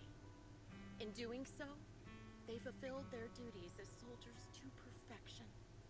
Without the blood they spilled, Eridu would not have endured, and new Eridu would never have risen from the ashes. In honor of the wishes of the departed, look ahead, people of New Eridu. Our thoughts and remembrance of those who passed will be carried in every flicker of candlelight and in every bouquet of flowers. Zoe's speech is met with a wave of prolonged applause, yet amidst the claps she droops her head, her expression darkening. She stays silent, waiting for the applause to fade before lifting. Eyes briefly pause on Charon, carrying a chilling aura. Yeah, I think I faked. Was meant to end here, but since you all seem quite engaged, please allow me to share a little more. The reason you all agree with what I've said is because it offers a way to step away from the pain. That's what the living do. They seek ways to ease the weight of others' deaths, so they can find a way to start over. I think we found our perpetrator, I think. This is the new Eridu of today. A huge disaster consumed the old Capitol, and the people who survived it keep saying things like, treasure the moment and start fresh to numb themselves, hoping to forget the nightmare. No one talks about the soldiers who gave their lives in Hollow Zero. No one asks why they had to die. The brave gave their lives battling the ethereal onslaught, while the weak survived. This is a new Eridu, built by weaklings. Its order founded upon their way of thinking. Your applause makes me realize you all accept this logic. Uh-oh, yeah, she's about to do something. Sacrificed their lives in the fall of the old Capitol. And now, you're thankful that someone has encouraged you to move on from them. What meaning does the sacrifice of those who died have if you all choose to forget? Have you never thought about why your own loved ones had to die? And why no one is responsible for their deaths? Miss Zoe, there's not much time left for your, Open your eyes! I'm speaking to those who have lost loved ones! If death is the medal for the fallen, then pain is the cross the living must bear. If you fear its weight and run from the suffering, the soldiers will never find peace in their eternal rest. To tear the wound open once again, so you'll never forget the searing pain! That's the real meaning of Remembrance Day! I don't agree. Oh. Charon, I didn't expect you to be here for Remembrance Day. How are things going with your search? Seems like you have something to say. Among the people standing here, There's a woman who raised her daughter with the survivor benefits left by her husband. Another who's been able to carry on with her life thanks to the final efforts of her child. And yet another who's found purpose because of the influence of his late sister. The will of the deceased lives on in every person here. Oh. The soldiers who died during the fall of the old capital fought for this. The future that their loved ones are making for themselves now. Yeah.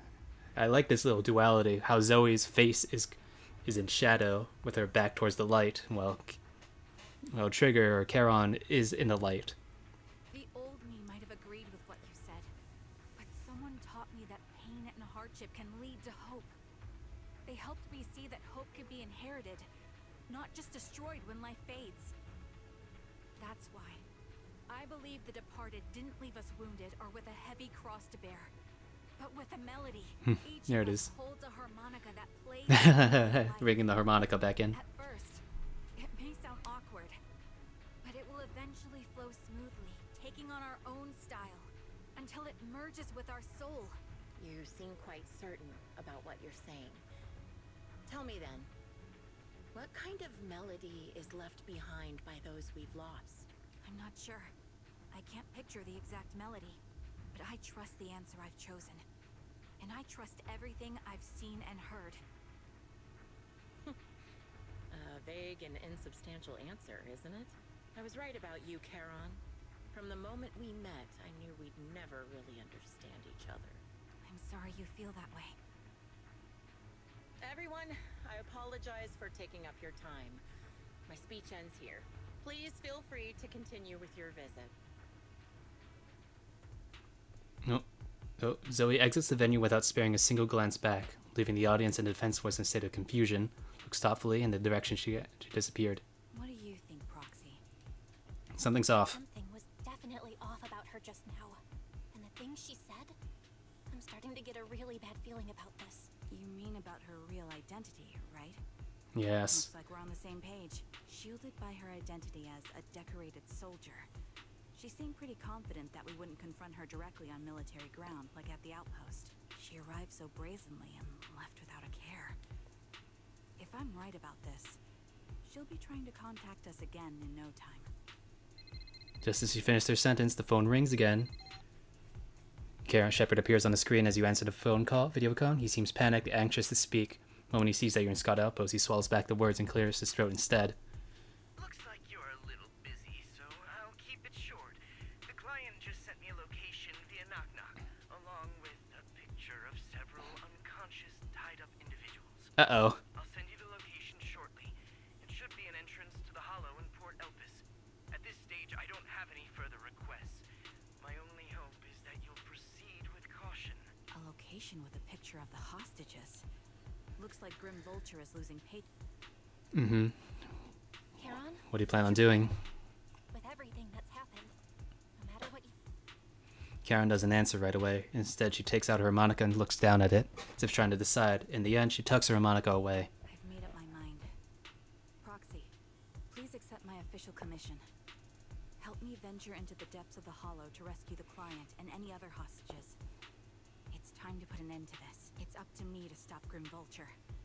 Stop her from crushing everything in front of her with that heavy cross. Okay, then. Looks like we got one final You Leave Remembrance Day event with Charon and return to the video store. She cleans her firearm multiple times, keeps adjusting her breathing. Showdown is about to begin. Proxy, thank you for accompanying me this far. This upcoming battle, Grim Vulture has already set up a stage filled with traps. We may have to brace ourselves for a tough fight. To be honest, if there isn't a fully viable strategy. The opponent is a sniper that can cleanly anticipate aiming and trajectory of each of my shots, dodging in advance. Entering the battlefield pre-prepared by such a formidable enemy alone, it's foreseeable that she will continuously occupy elevated sniping positions, relentlessly targeting us, while we will have very few opportunities to land a hit on her. Theoretically speaking, that's right. In a sniper duel, the one who fails to secure the best vantage point or exposes their position is always a loser, but I believe there's still a chance. In the previous fight, I could sense the pride and impatience of Grim Vulture as a sniper. Not sure where the impatience comes from, but that pride is definitely something we can turn against her. I believe she will never accept the idea of me surpassing her in sniping skills. If I can outmatch her at a critical moment, She'll lose her composure, and that'll be the only instant to expose a weakness. Proxy, this is the strategy I've chosen. Grim Vulture may indeed be a superior sniper, but I'll surpass her by making the strategy succeed. To win this battle, despite the overcoming disadvantage, please entrust your back to me. Proxy, I need you. Okay. You have to do the same then, Charon. Yes, I will. I will protect you, and so please provide me with your guidance. One final commission. Let's get this done.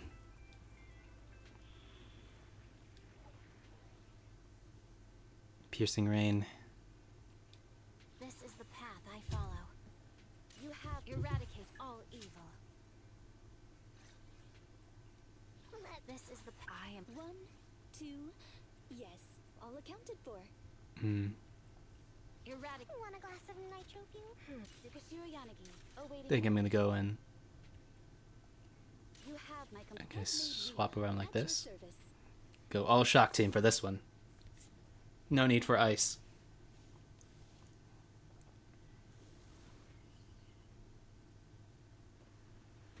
It's raining. Charon, look! Another communicator. Yeah. She knows we'd be here. Another communicator. It's a bad habit for a sniper to be so talkative. Oh, really? I think it's rather good for my mental health to witness in real time how my target becomes desperate and gives up their struggle. Do you really still need to disguise your voice? I thought you didn't want to hide anymore, Zoe. No, there you are. Right. Seems there's no need for secrecy anymore. I, Zoe, the sniper known as Grim Vulture of Nemesis Squad, send you my regards. But you pretended to be one of the victims, though. Zoe. No. Grim Vulture. You, like me, were one of the advanced troops deployed to suppress Hollow Zero right after the fall of the old capital, right? Noct, Cortez, and Impera squad. So far, all the victims have been members of these squads. They were initially supposed to enter the Hollow to reinforce the advanced troops. Nemesis, your squad, lacking reinforcements, lost everyone except you in the fall of the old capital. You blamed their deaths on the absence of reinforcements and sought revenge on them. That's my conclusion. Yeah, that's what I thought too. Just like me. The fall of the old capital left you entirely alone. A sniper, the sole survivor, a mere pawn abandoned by the military. Don't you think we're very much alike? The Impera squad member, Nathan, the one you're searching for, he pleaded with me to let him go when I was about to kill him, saying he had to see you no matter what. That's how you caught my attention. I let him live to get all sorts of information on you. I was so curious about you that I even set a trap, disguising myself as a victim to get closer to you. It turned out we share the same story. We even got the same PTSD symptoms. After all these years, we still see images of our teammates before they die. It's impossible to erase them from our minds. Yeah, she's going a little bit. She's lost it. You use ridiculous fantasies to numb yourself, chasing after illusions of your squad mates. Well, I can't afford to be as naive as you. One night, when I was overwhelmed with the unbearable images of my comrades' deaths, vomiting and crying, I finally realized the meaning behind their appearance before me. They were pleading with me, pleading for vengeance against those who abandoned us, begging me to destroy the repulsive, hypocritical new order of New Eridu. So, I carried on their will. I began kidnapping targets and sniping them in the Hollow, watching as they became corrupted and died in despair. Do you really think this is what they'd want? What else?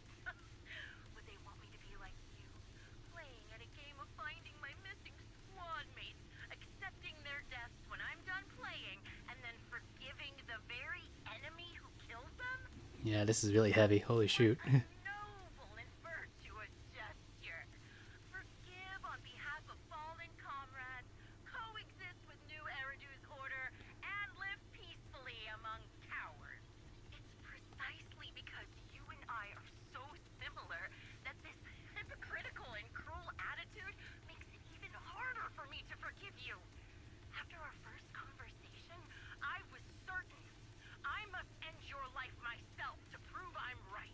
that's exactly what I wanted to say to you, too. Because we've suffered the same hardships. I can't accept the path of destruction you've chosen. Jesse, Aaron, Nathan. The client I've been searching for. And any other targets of revenge you've set your sights on. They all feel regret and struggle over the choices they made back then. But you can't see any of that. You didn't target the higher-ups who misjudged the situation. The dangerous ethereals who killed your comrades. Or the ones responsible for the fall of the old capital. Uh-oh. Instead, you went after the easiest targets. Grim Vulture, as a sniper of the Eridu Defense Force, you have failed in your duty. To preserve the will and hope left by my comrades, I'm going to put an end to your actions right here. That suits me just fine. A sniper should let the gun do the talking. Make it to the deepest part of the hollow alive, and I'll meet you with nothing but raw malice. Oof. Suits her name. Grim Vulture. Since you made it here, let me reward you with a few things you don't know. Okay. What don't I know? Noct, Cartus, Impera, and many other squads. Did you know the reinforcements that were meant to back us up ended up deciding to retreat? Secure the... Relying on a show of hands to vote, isn't that ridiculous? Keep your eyes open. Our lives were scarred in such an absurd way, like a kindergarten election for class monitors. Away. So, when I killed them, I employed the same method. I made the dozen or so people I captured vote on who I should kill first. You wouldn't believe how funny it was. Jesse and Aaron, do you have them too? Or are they already...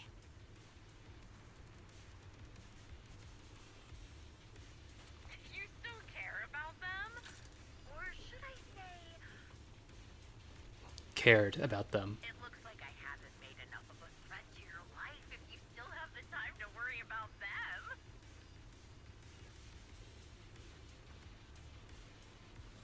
Is that all you gotta say? Why not leave their faces an unsolved mystery? Yeah. Glad you... Normally that's more suspenseful, right? In any case, when you stumble into the underworld with your insides spilling out, you'll see the two of them. I'll pierce right through. Oof. Okay, so they're already down. Surrender. You're in my sights. Wouldn't it be more exciting? The wind Oh, wait. and rain are picking up. Ah, darn it. This extreme weather is perfect for sending you to your graves, don't you think? No one will hear your screams and cries as you die.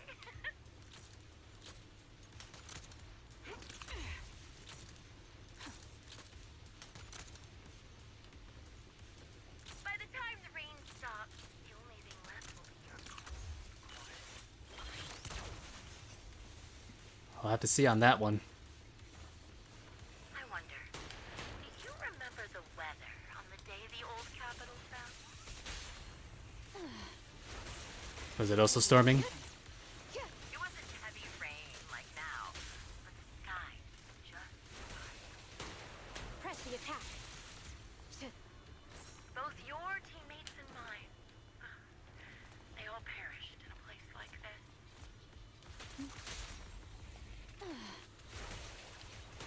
Now that I think about it, I guess I'm actually doing something good.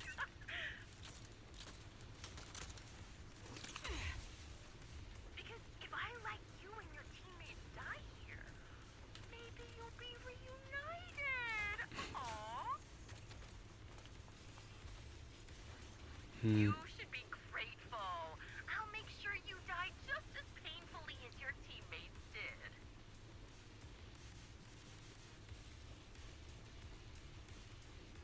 Grim Vulture, Are you in pain? Probably gonna say yes. You get it. I'm the one in charge of this conversation. I haven't given you permission to ask questions.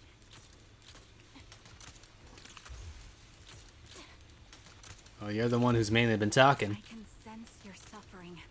It's She... wind. Shut it. Oh, there's that crack.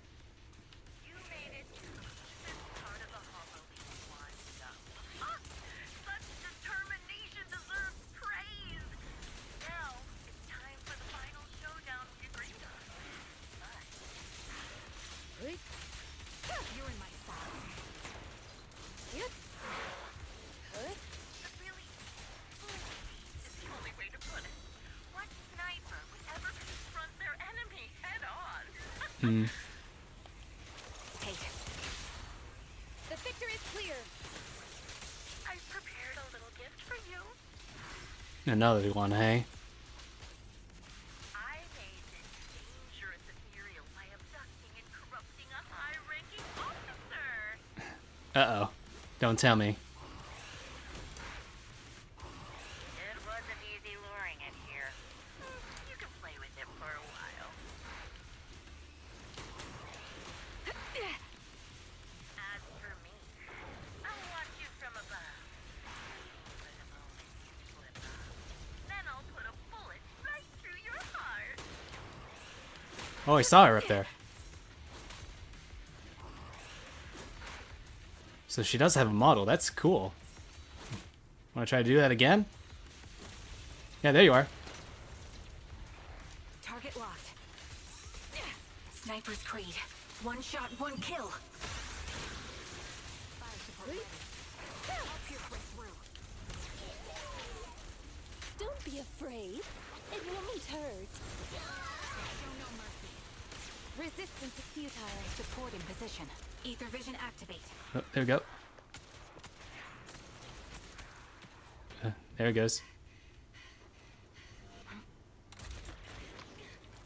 This is the cutscene. The real failure as a sniper is the one who's been forced into a corner, like you! Oh. Blue. She's calming herself down. The wind. It's shifting. Mm-hmm. I won't fall for your distractions so easily. Yep. What? Oh, there she comes. I'll surpass you with my own melody of victory.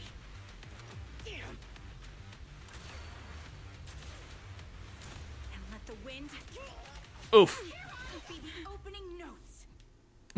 They both hit each other, but we'll have to see which one hit the mark. Karen? No!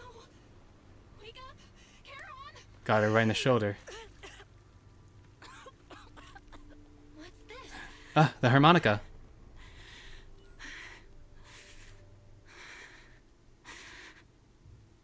Oof.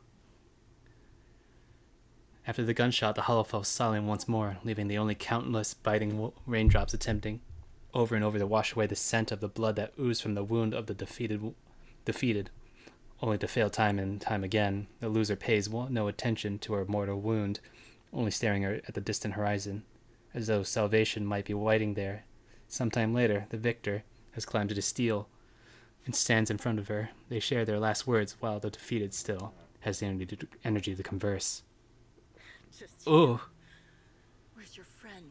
The proxy. Oh, look at her. And I actually have her like bleeding out pretty bad. Wow. The proxy went to rescue the hostages. I want to speak with you alone. A sniper should always monitor the changes to their surroundings, factoring the environment into their tactics. Being blinded by the intent to kill and failing to take this into account was your downfall. Didn't expect to be lectured by a youngster. What a disgrace. When my view was blocked, I realized you'd used the visual blind spot to reposition. So I adjusted my aim accordingly. But I still couldn't hit you. Your prediction and accuracy were spot on. I was just saved once again by this. By both this harmonica and by my former comrades. Are you trying to say that this is destiny? That it's the will of my companions guarding me? I lost to the wave of ethereals, to the military's betrayal. And now I lose to your reckless actions, driven by some ridiculous fantasy. Your fantasy, your attitude, your very existence, and the outcome of this battle. They are the greatest denial and insult to my revenge. Yet you're emitting a much calmer ether energy now. Almost as if you found relief. My vision is fading. I can't see my comrades on the brink of death anymore. My wounds are fatal. I don't feel any pain. Relief. It's not such a bad thing. Did you intend for me to kill you from the start? Yeah, it's like sad times. Let me answer that question with a story. The first time I saw you was actually during the fall of the old capital. My comrades were all dead, and the reinforcements the higher-ups promised before the mission never came. I can't even remember how long the fight went on. Ultimately, I had no choice but to retreat, failing to bring back my squad mates' bodies. I made my way through one battle line after another. The advanced troops were nearly wiped out. But when I reached a certain front, a small squad of survivors called out to me. Few people can still stand after such severe corruption and injury, but all 5 of them were still fighting. They were protecting a girl who had lost her sight and fallen unconscious while searching for a way out of the hollow. They told me they were beyond saving, and if I planned to retreat, I must take the girl with me. I couldn't turn down the last request of a group of heroic soldiers about to die in battle. Your comrades entrusted your life to me. I was the one who brought you out of the hollow. Oh, I thought that was Nathan who did that. You already know what happened afterward. It didn't take long for you to leave the defense force after you came to. Just like me, I developed PTSD so intense that sometimes I couldn't even hold a normal conversation. But for me, the hardest blow was the death of my squad. To an orphan like me, they were family. If the reinforcements had kept their word and provided support, they wouldn't have died for nothing. Don't you ever have that thought? To say I don't would be a lie. But I think deep down you know. From the moment we stepped into the hollow, there was no way we were getting saved. Given how quickly the hollow was spreading, and the ever-increasing number of ethereals, it would take the sacrifice of countless Defense Force troops to suppress it. It wasn't something that could have been accomplished in such a short time. The reinforcements would have only been a drop in the bucket. More sacrifices without results. Canceling the reinforcements. Sending the advanced troops to rescue as many civilians as possible to minimize casualties. I think most commanders would have made the same decision. Objective and cold logic. I understand it, of course. But when you see members of the reinforcements living happy lives years later, can you still keep your composure? I couldn't. Even if the chance was minuscule, I wanted my squad mates to survive. But they turned that chance to 0, and still have the nerve to embrace a peaceful future. I can't help but resent them. By the time I realized what I'd done, I had already taken several lives. Nathan. When I tied him up and was about to kill him, he begged me to spare him, saying he had something to give you, no matter what. That was when you re-entered my line of sight. I think I've said this before, but very similar. Mm-hmm. We have completely opposite beliefs. After meeting you, I became even more certain. In the face of suffering, I chose destruction, while you were destined to choose to protect. You're still entangled in your obsession with your squad mates. If this continues, you'll eventually sink into a void of despair. Your hope is like a bubble, ready to burst at any moment. The version of you I want to kill is the complete one, who can firmly reject my answer. If you haven't found your answer yet, then I'll be the one to push you forward. I kill you, or you end me.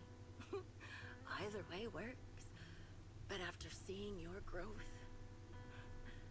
maybe I'd prefer you to step over my body. That's the final answer. Why? Emptiness and doubt. No matter how many targets of my revenge I took down, nothing changed.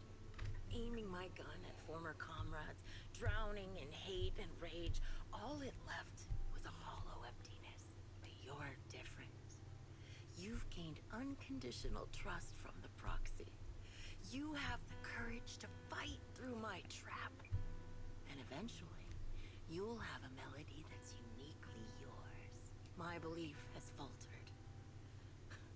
I finally remember. My squad mates were fools, just like you. Just like you, huh? You're right. They would never want me to become this way. And talk about carrying their cross. But in truth, I never carried their will. So be it. Take the hostage and go. A villain stained with the blood of others deserves nothing but a miserable end. I'm looking forward to how long you'll be able to protect those in front of your eyes.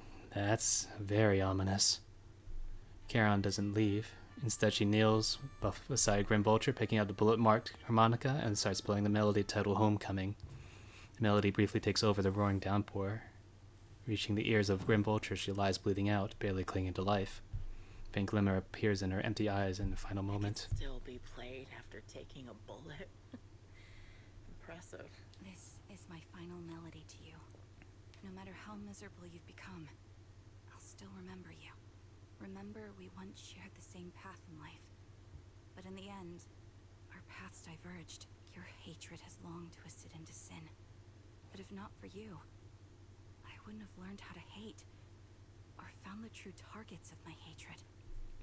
Oh, now this is finding parallels to Soldier 11 and Ambi and their side I story. used to know nothing. My teammates served as my teachers and taught me so much. And I think you must be my final teacher. You taught me, in the most intense way, what hatred truly means. Really? So you found someone you want revenge against too? That's good. The melody of Homecoming plays on as the girl endures the agony of her ocular rejection. Struggling to make harmonica's notes rise above the sound of the rain. The last note fades. Amidst the relentless downpour, the defeated one takes her last final breath. Oh gods. that was quite intense. Okay. Gosh.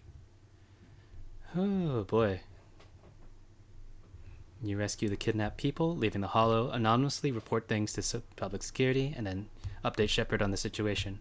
The series of tasks that need to be done after such an intense battle leaves you dizzy. After requesting to meet the client with Shepard, you receive his message, calling you to Port Elpis. Roxy arrived at the port. According to Shepard, he, the client, and Rescue Jesse and Aaron should all be here. Let's go talk to them. How do you see him? Oh, Proxy, you noticed, even though we've defeated Grim Vulture, I still can't seem to let it go. This is thought when the winds changed and the falling banner blocked her vision, she could have retreated, waited for their sight to clear, and then resumed sniping. If she had done that, I would have had no chance of winning. But her pride wouldn't allow her to take an action that implicitly admitted her tactics were inferior. She still chose to engage in a shootout with me despite the blind spot. Doesn't just prove your strategy was successful? After realizing that she actually wanted to die, I started to wonder, was my course of action something she deliberately led me into? I would find a way to break her trap and create an opportunity for reversal. And she was waiting for that moment, ready to test whether I truly surpassed her through a direct confrontation. I believe that was her intention. Her feelings must have been very complicated. Proxy, you told me that Grim Vulture once appeared here at the port, standing by the trash can, the wooden pier, gazing out to sea. What was she thinking back then, I wonder? Sorry, I'm just talking to myself. Let's go meet with the client together. Although I already understand the client's true identity and is not my teammate, the true identity is not my teammate and may not bring the hope I longed for, I still want to face him. Alright, let's go. Hopefully this is the last of it. Black cat. An ordinary, unremarkable trash can. It's only one. The first time Grim Vulture was seen disguised as an ordinary person when she was standing silently next to this trash can, gazing at the sea. Lifting the lid of the trash can among the pile of crumpled food wrappers and discarded ether batteries, smelling of seed water, find torn pieces of paper scattered here and there. It was easy to identify them as pages from a notebook, just deliberately torn apart. Seems that what Grim Vulture discarded in here wasn't just ether batteries. You quickly sort and piece together the torn piece of paper. The contents are fully readable. It seems to be a diary. This is like getting us all sorts of backstory in Grim Vulture. Captain came to talk to me today.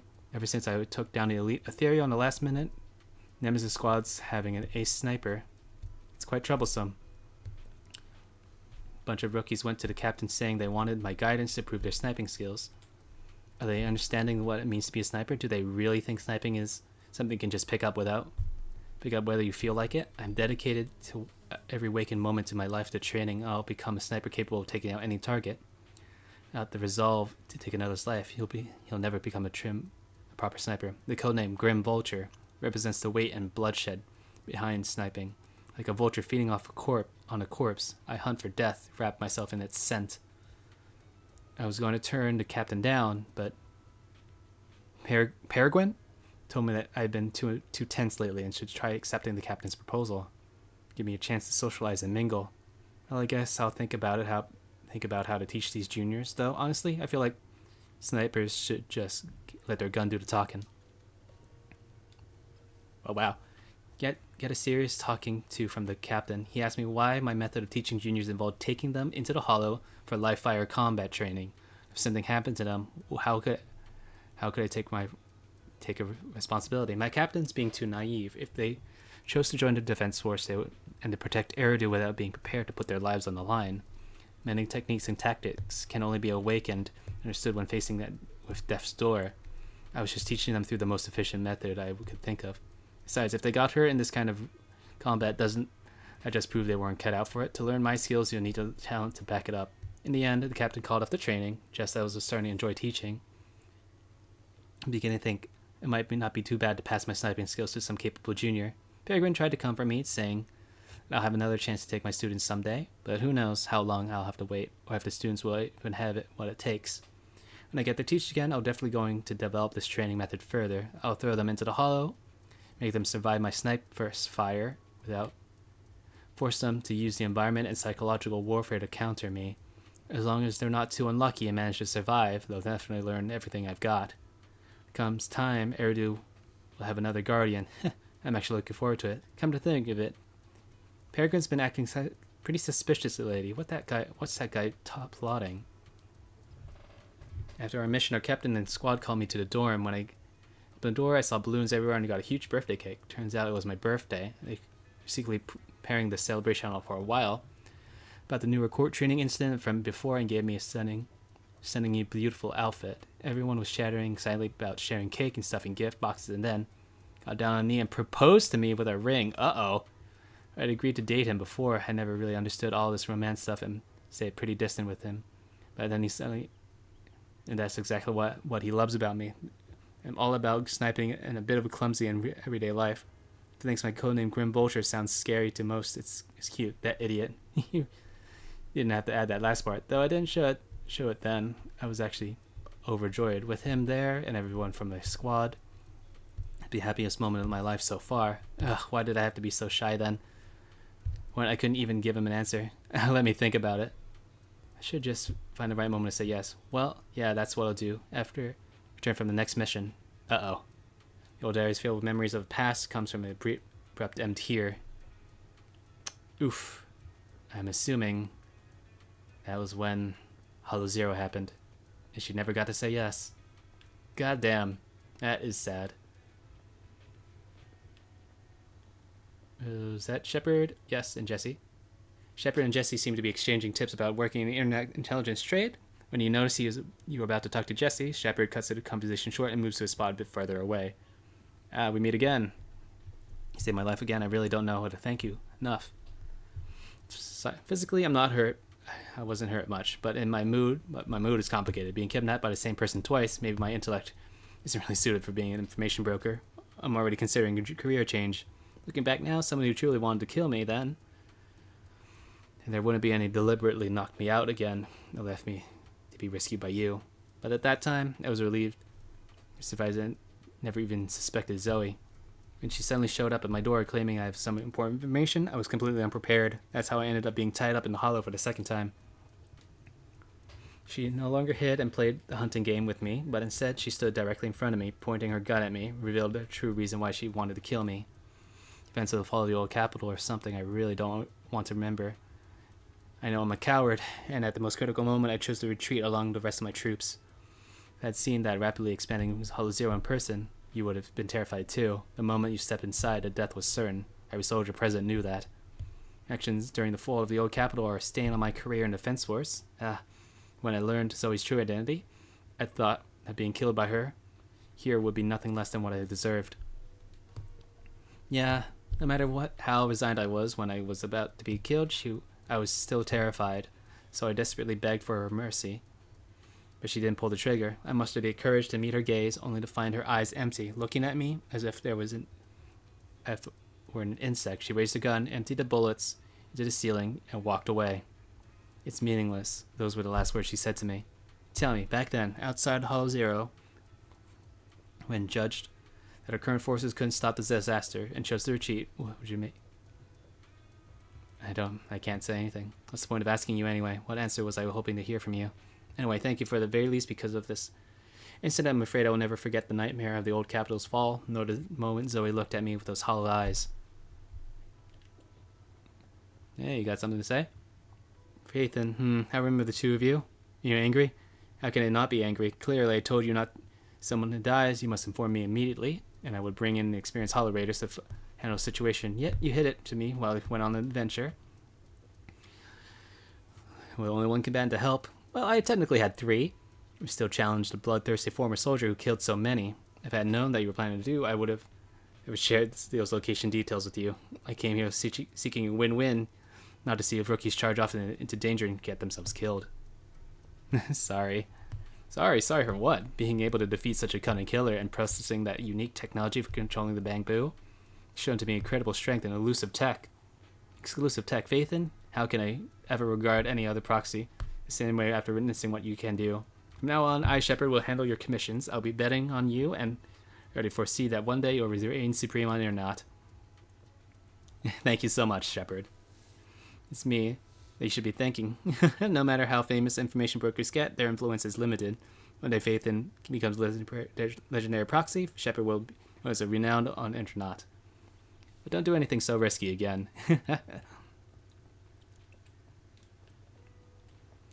Aaron? It's you. Thank you for saving me. Thanks. Any soldier could take down Zoe. Are you okay? My ribs are fractured. I'm here today, barely holding on, just to thank you in person. Too foolish, I never considered the possibility of Zoe being the perpetrator. On the way home from the Ballet Twins, we walked together. She easily knocked me unconscious and from behind and brought me to Hollow again. If I had known earlier that she was a perpetrator, I would have killed her right then and there. I meet up in the room of poor Elpis Hollow. Told me the reason for killing and was about to shoot me when all I can think about was that she kidnapped my friend.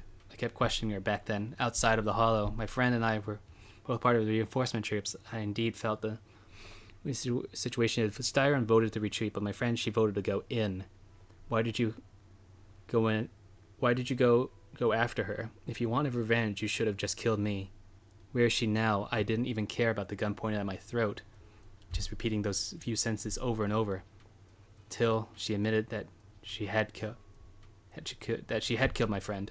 I will never forgive her, even if choosing to retreat was my mistake, even if she carried the plan of losing her companions. Only one thought: to take her down with me. Yes, I couldn't break free from the ropes, couldn't threaten her. All I could do was insult her over and over, begging her to kill me, but she didn't. She pinned me to the ground and beat me half to death, but stopped just before pulling the trigger. I glared at her with hatred, only to find her returning the gaze with even greater hatred, her face streaked with tears. Why would scum like you ever care about your companions? She kicked me twice with all her strength and then left me with those words. So many innocent lives she has taken so far. How many families has she torn apart because of her? And she still dares to call me scum. And now that she's dead, there's no point in saying anything more. My friend will never come back, and I can never forget the fall of the old capital, nor the series of nightmares that followed recently. If I meet her again in hell after I die, then I'll settle the score with her. Until that time comes, make sure to survive. Anyway, thank you. Woo, Aaron's gotten quite fierce. Oh, look at Nathan. So you're the sniper from Liar Squad. It's nice to finally meet you. And you must be the one who's been searching for me. Nathan, the younger brother of Lethe. That's right. Oh, sorry. I'm sorry for causing all this trouble. I nearly cost you your life, becoming a target of a victim from the fall of the old capital. Maybe that's what I get, not helping my brother and the rest of the defense force back then. Oh wait, Lethe was a boy. Was a man. Whoops. I thought. Reinforcements decided to retreat. I spoke out against it. I had family among the soldiers already in the Hollow, but I didn't have the courage to take that step. The one that might have cost me my life. I'm sorry. You don't need to feel regret or apologize. The outcome wasn't something you could have controlled. You cared deeply for Lethe. And even today, you still think of him. To someone like him, who always cherished family. That's more than enough. Thank you. I heard you've been searching for the members of Liar Squad all these years. I'm nothing compared to your determination. Thank you for everything you've done, but please stop the search. It's time for you to start living a life that's truly your own. I hate to say this as a family member, but back then, they were already... I know. You don't need to say it. I've been drowning in a fantasy of my own making for years. But it's a fantasy that kept me from falling into the abyss. Nathan, Grim Vulture told me you have something you want to give me. Is that why you commissioned someone to find me? Yes. After learning about the bond between you and your squad, I knew I couldn't live with myself if I didn't get this to you. So I got on my knees and begged Grim Vulture. Even playing this recording for her, hoping it would move her. Regardless of how things unfolded. What matters is that it wasn't destroyed, and I'm here, alive, to hand it to you. Nathan rummages through his jacket pockets and silently takes out a worn tape. A tape from Liar Squad, discovered by Nathan, Lethe's younger brother. His long-sealed recording sparked a series of events that would follow. Years have passed, and while the tapes surface still somewhere, the audio remains pristine, as crystal clear as it were recorded just from yesterday. I found this while going through my brother's belongings. It's been tucked away for years. There's a recording on it, and I think it's a gift Liar Squad made for you, but never had the chance to give you. Thank you so much. Do you mind if I listen to it now with the proxies? With us? Wait, with us? I thought we were just here to collect the commission fee today. Go ahead. As for the commission fee, I'll pay it to you both shortly, so don't worry about that. Nathan steps back. Karen looks at you, her lips seeming to tremble slightly. You gently hold her hand, feeling the warmth and the strength in her palm. She presses the play button. Hey, hello? Alright, it's a recording. This is a message from Liar Squad. Aww, it's Acheron. Everyone ready? I'll count down. 3, 2, 1. Congratulations on your 1000th day with Liar Squad! 1000th day? Hey, you guys are totally out of sync. Captain, can we redo this? The anniversary gift has to be perfect. That's our assault specialist, Acheron. Mm-hmm. She has a strong sense of aesthetics. prioritizing beauty in both combat and her daily life. She taught me a lot about makeup and fashion. Oh, she won't care if we're a little off. Forget the re-record. Let's just get it done and order the cake. We don't want him to sell out. That's our medic, Cocytus. Cocytus? He's usually lazy and a bit of a smooth talker, but he's actually very capable and kind. He taught me a lot about unconventional negotiation tactics and ways of handling things. Unconventional negotiation tactics? Stop arguing during the recording. I've already ordered the cake. If you keep rambling, we really will have to re-record this. Cut the chatter already. And that Styx, a reliable artillery specialist. He's the oldest in the squad. He loves sharing photos of his daughter and reminiscing about how he wooed his wife. The way he won her over inspired me a lot. Really? All right, let's all calm down. Wouldn't want to get on the captain's bad side. Captain, would you like to go first?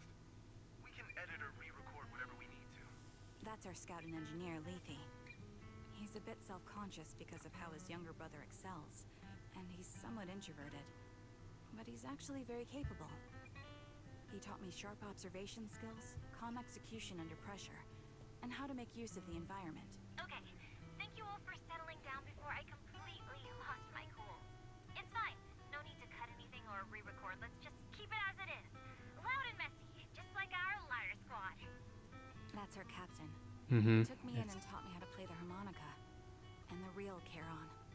I'll make Yeah, sure there to it is. explain properly to you later, Proxy. As you've heard, this recording is a little gift from the five of us. How time flies. 1,000 days. When I brought you into the squad about 2.5 years ago, Yeah, you were just about a 3 shy years. kid who blushed whenever you talked to someone. Aw, like what she's doing now. 1,000 days, you've really worked hard to keep pace with our fighting rhythm. You've done incredibly well. In the last mission, your successful sniper kill of that high-risk ethereal really helped Acheron a lot. I hate to say it, but yeah, I went too far in last time. Thanks for getting me out of that mess. Just this once, I'll admit, your moves were more elegant in that fight. Not just that fight. Ever since you became a quicker shot than Uh-oh. speeds on the fly, we've been Cocytus. fewer hits. Makes my job way easier. So, cheers. You often worry about not doing enough. But in these 2.5 years, you've absorbed everything I know about stealth, reconnaissance, and tactical countermeasures. Trust me, you'll become an incredibly skilled sniper. Having you covering us from the rear makes every fight feel safer. Oh, gods. There's a lot to learn about socializing and romance. When peace finally comes to Eridu, leave us and live your own life. Where did that come from? She's not leaving us. The real Charon. Retire, she'll move into my house and I'll spoil her with loads of beautiful clothes. We can talk about living alone in 10 or 20 years. Aw. Aw, no, that's so sweet. Oh, no. The real Charon. Sorry, I got carried away. Anyway, you're talented and hardworking. Over these 1,000 days, you've opened your heart to us and even encouraged us in return. Having you as a comrade is a blessing. It's so sad to know that these guys are actually gone. I have to say one thing. Would have loved to see them. You're always so sensitive and kind. Every time you see us get hurt, you look like you're about to break. Has our squad motto, having each other's backs, become too much of a burden for you? I get how you feel. When your squad mates trust you with their backs, your first instinct is to protect them, right? But that's not the way it should be. No one can shoulder everything alone. Don't try to carry everything on your own.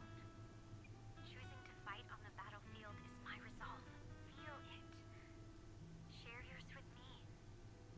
And when it's your turn to watch my back, I'll give my all to honor it too. Hmm. As long as you fight with all your strength, there's no such thing as failing to protect something. Because your will and our will is preserved and carried on in other ways. But don't let that weigh on you. Try to trust in us, just like we trust in you, no matter what. I've struggled with that kind of thinking myself, but I eventually made my way through it. All this talk of camaraderie, of keeping each other safe. It's like a harmonica melody scoring our time together. Exactly. Mm-hmm. Honestly, I'm sometimes terrified. Afraid that someday you'll blame yourself for failing to protect us and fall apart. That's why I wanted to record this message. Please, don't try to bear everything alone. start relying on us more, fully entrusting your vulnerable side to us. Our will has long been intertwined with yours. We're comrades. This is getting way too sentimental. It doesn't feel like me anymore. Anyway, we just want to see you trusting your comrades enough to share your burdens, even if it isn't us. This is very beautiful. I like We'd this. like to give you the song that's closest to us. Oh, nice. If what we've said is hard to understand, just feel it through the music. Please, enjoy my masterpiece, Homecoming. Oh, this is it. This is probably the full thing. Cassette plays a familiar tune. It sounded crisp and clear, as though it were recorded just yesterday. When the music fades, the tape goes silent. You turn to the woman who calls herself Charon. She desperately wipes away uncontrollable tears. Harbored wind ruffles her hair, and then, at last, she lifts her head.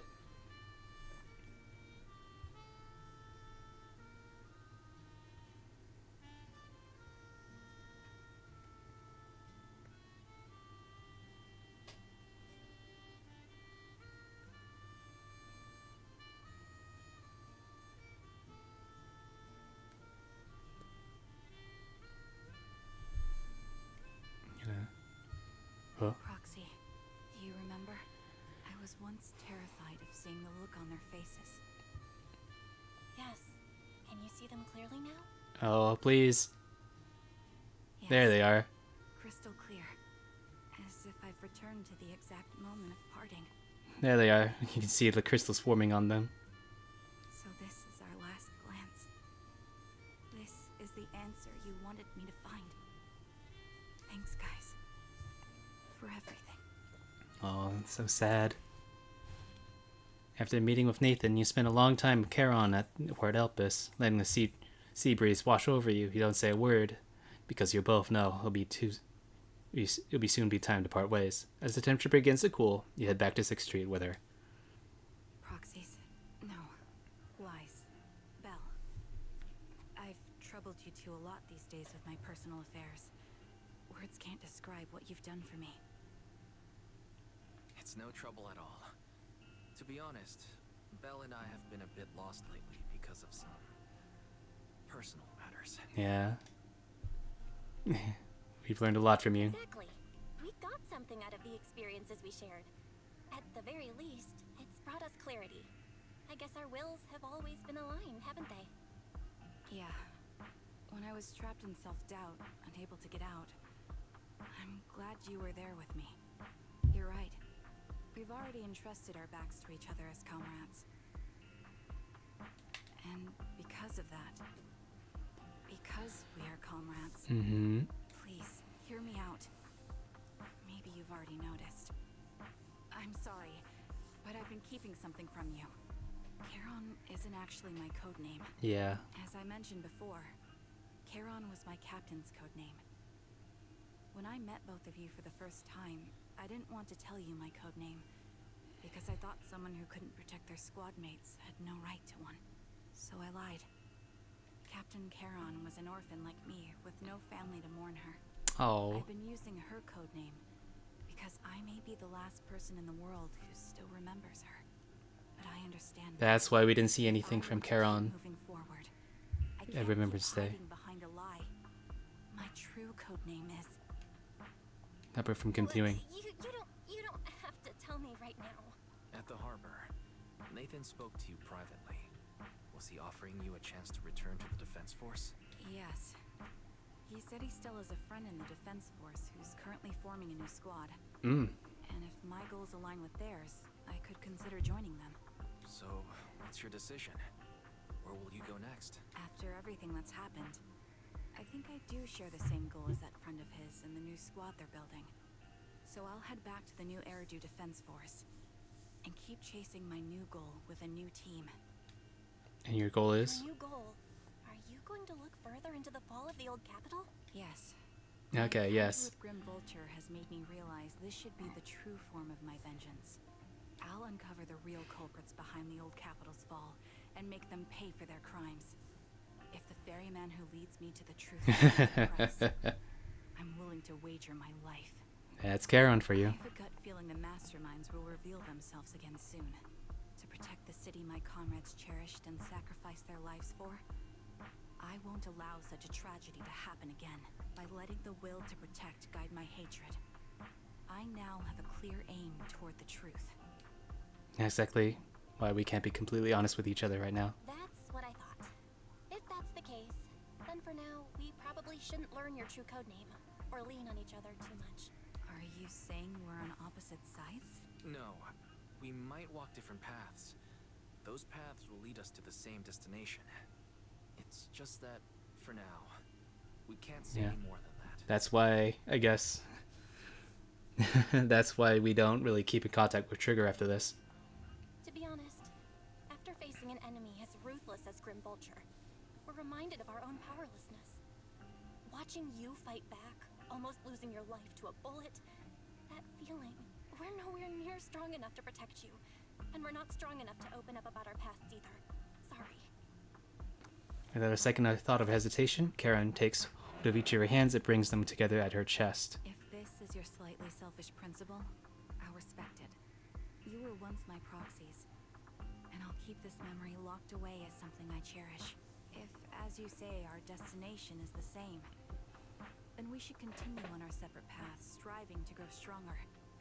The next time we meet, I'll reveal my true code name. And I guess that'll be when Sambi comes around. Become true comrades. I want your presence to forever remain in the melody of my life. Deal. Yes, it's a promise. We'll meet again, Charon. You watch the woman who calls herself Charon walk farther away. A Defense Force soldier awaits her at the end of her path. Oh. Hello.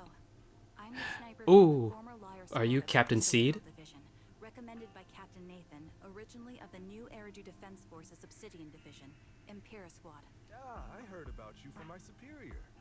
You're the one who dealt with the serial murders targeting the Defense Force, right?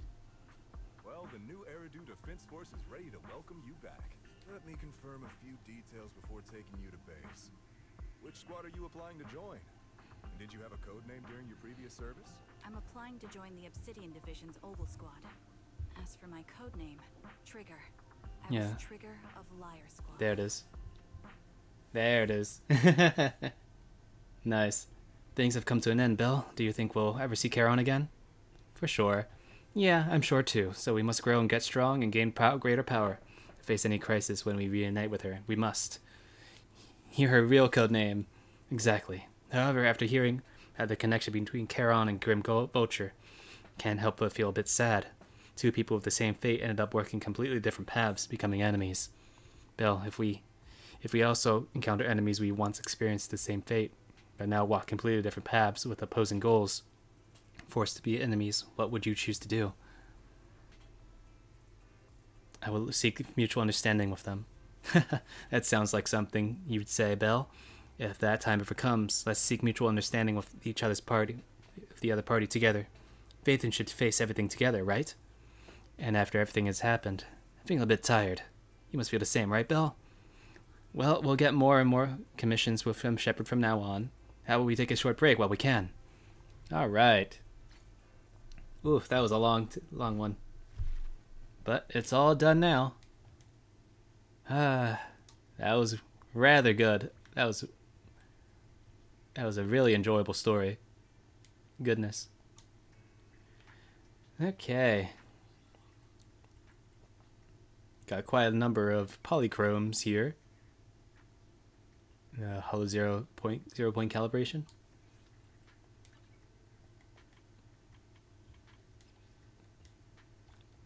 That. Hidden story. Finish that. Got more from this. Oh wait, no, this is something different. Okay, I'll be sure to do that a little bit later on. I guess for now, that's everything. Everything that's here for us. Whoo boy. A lot of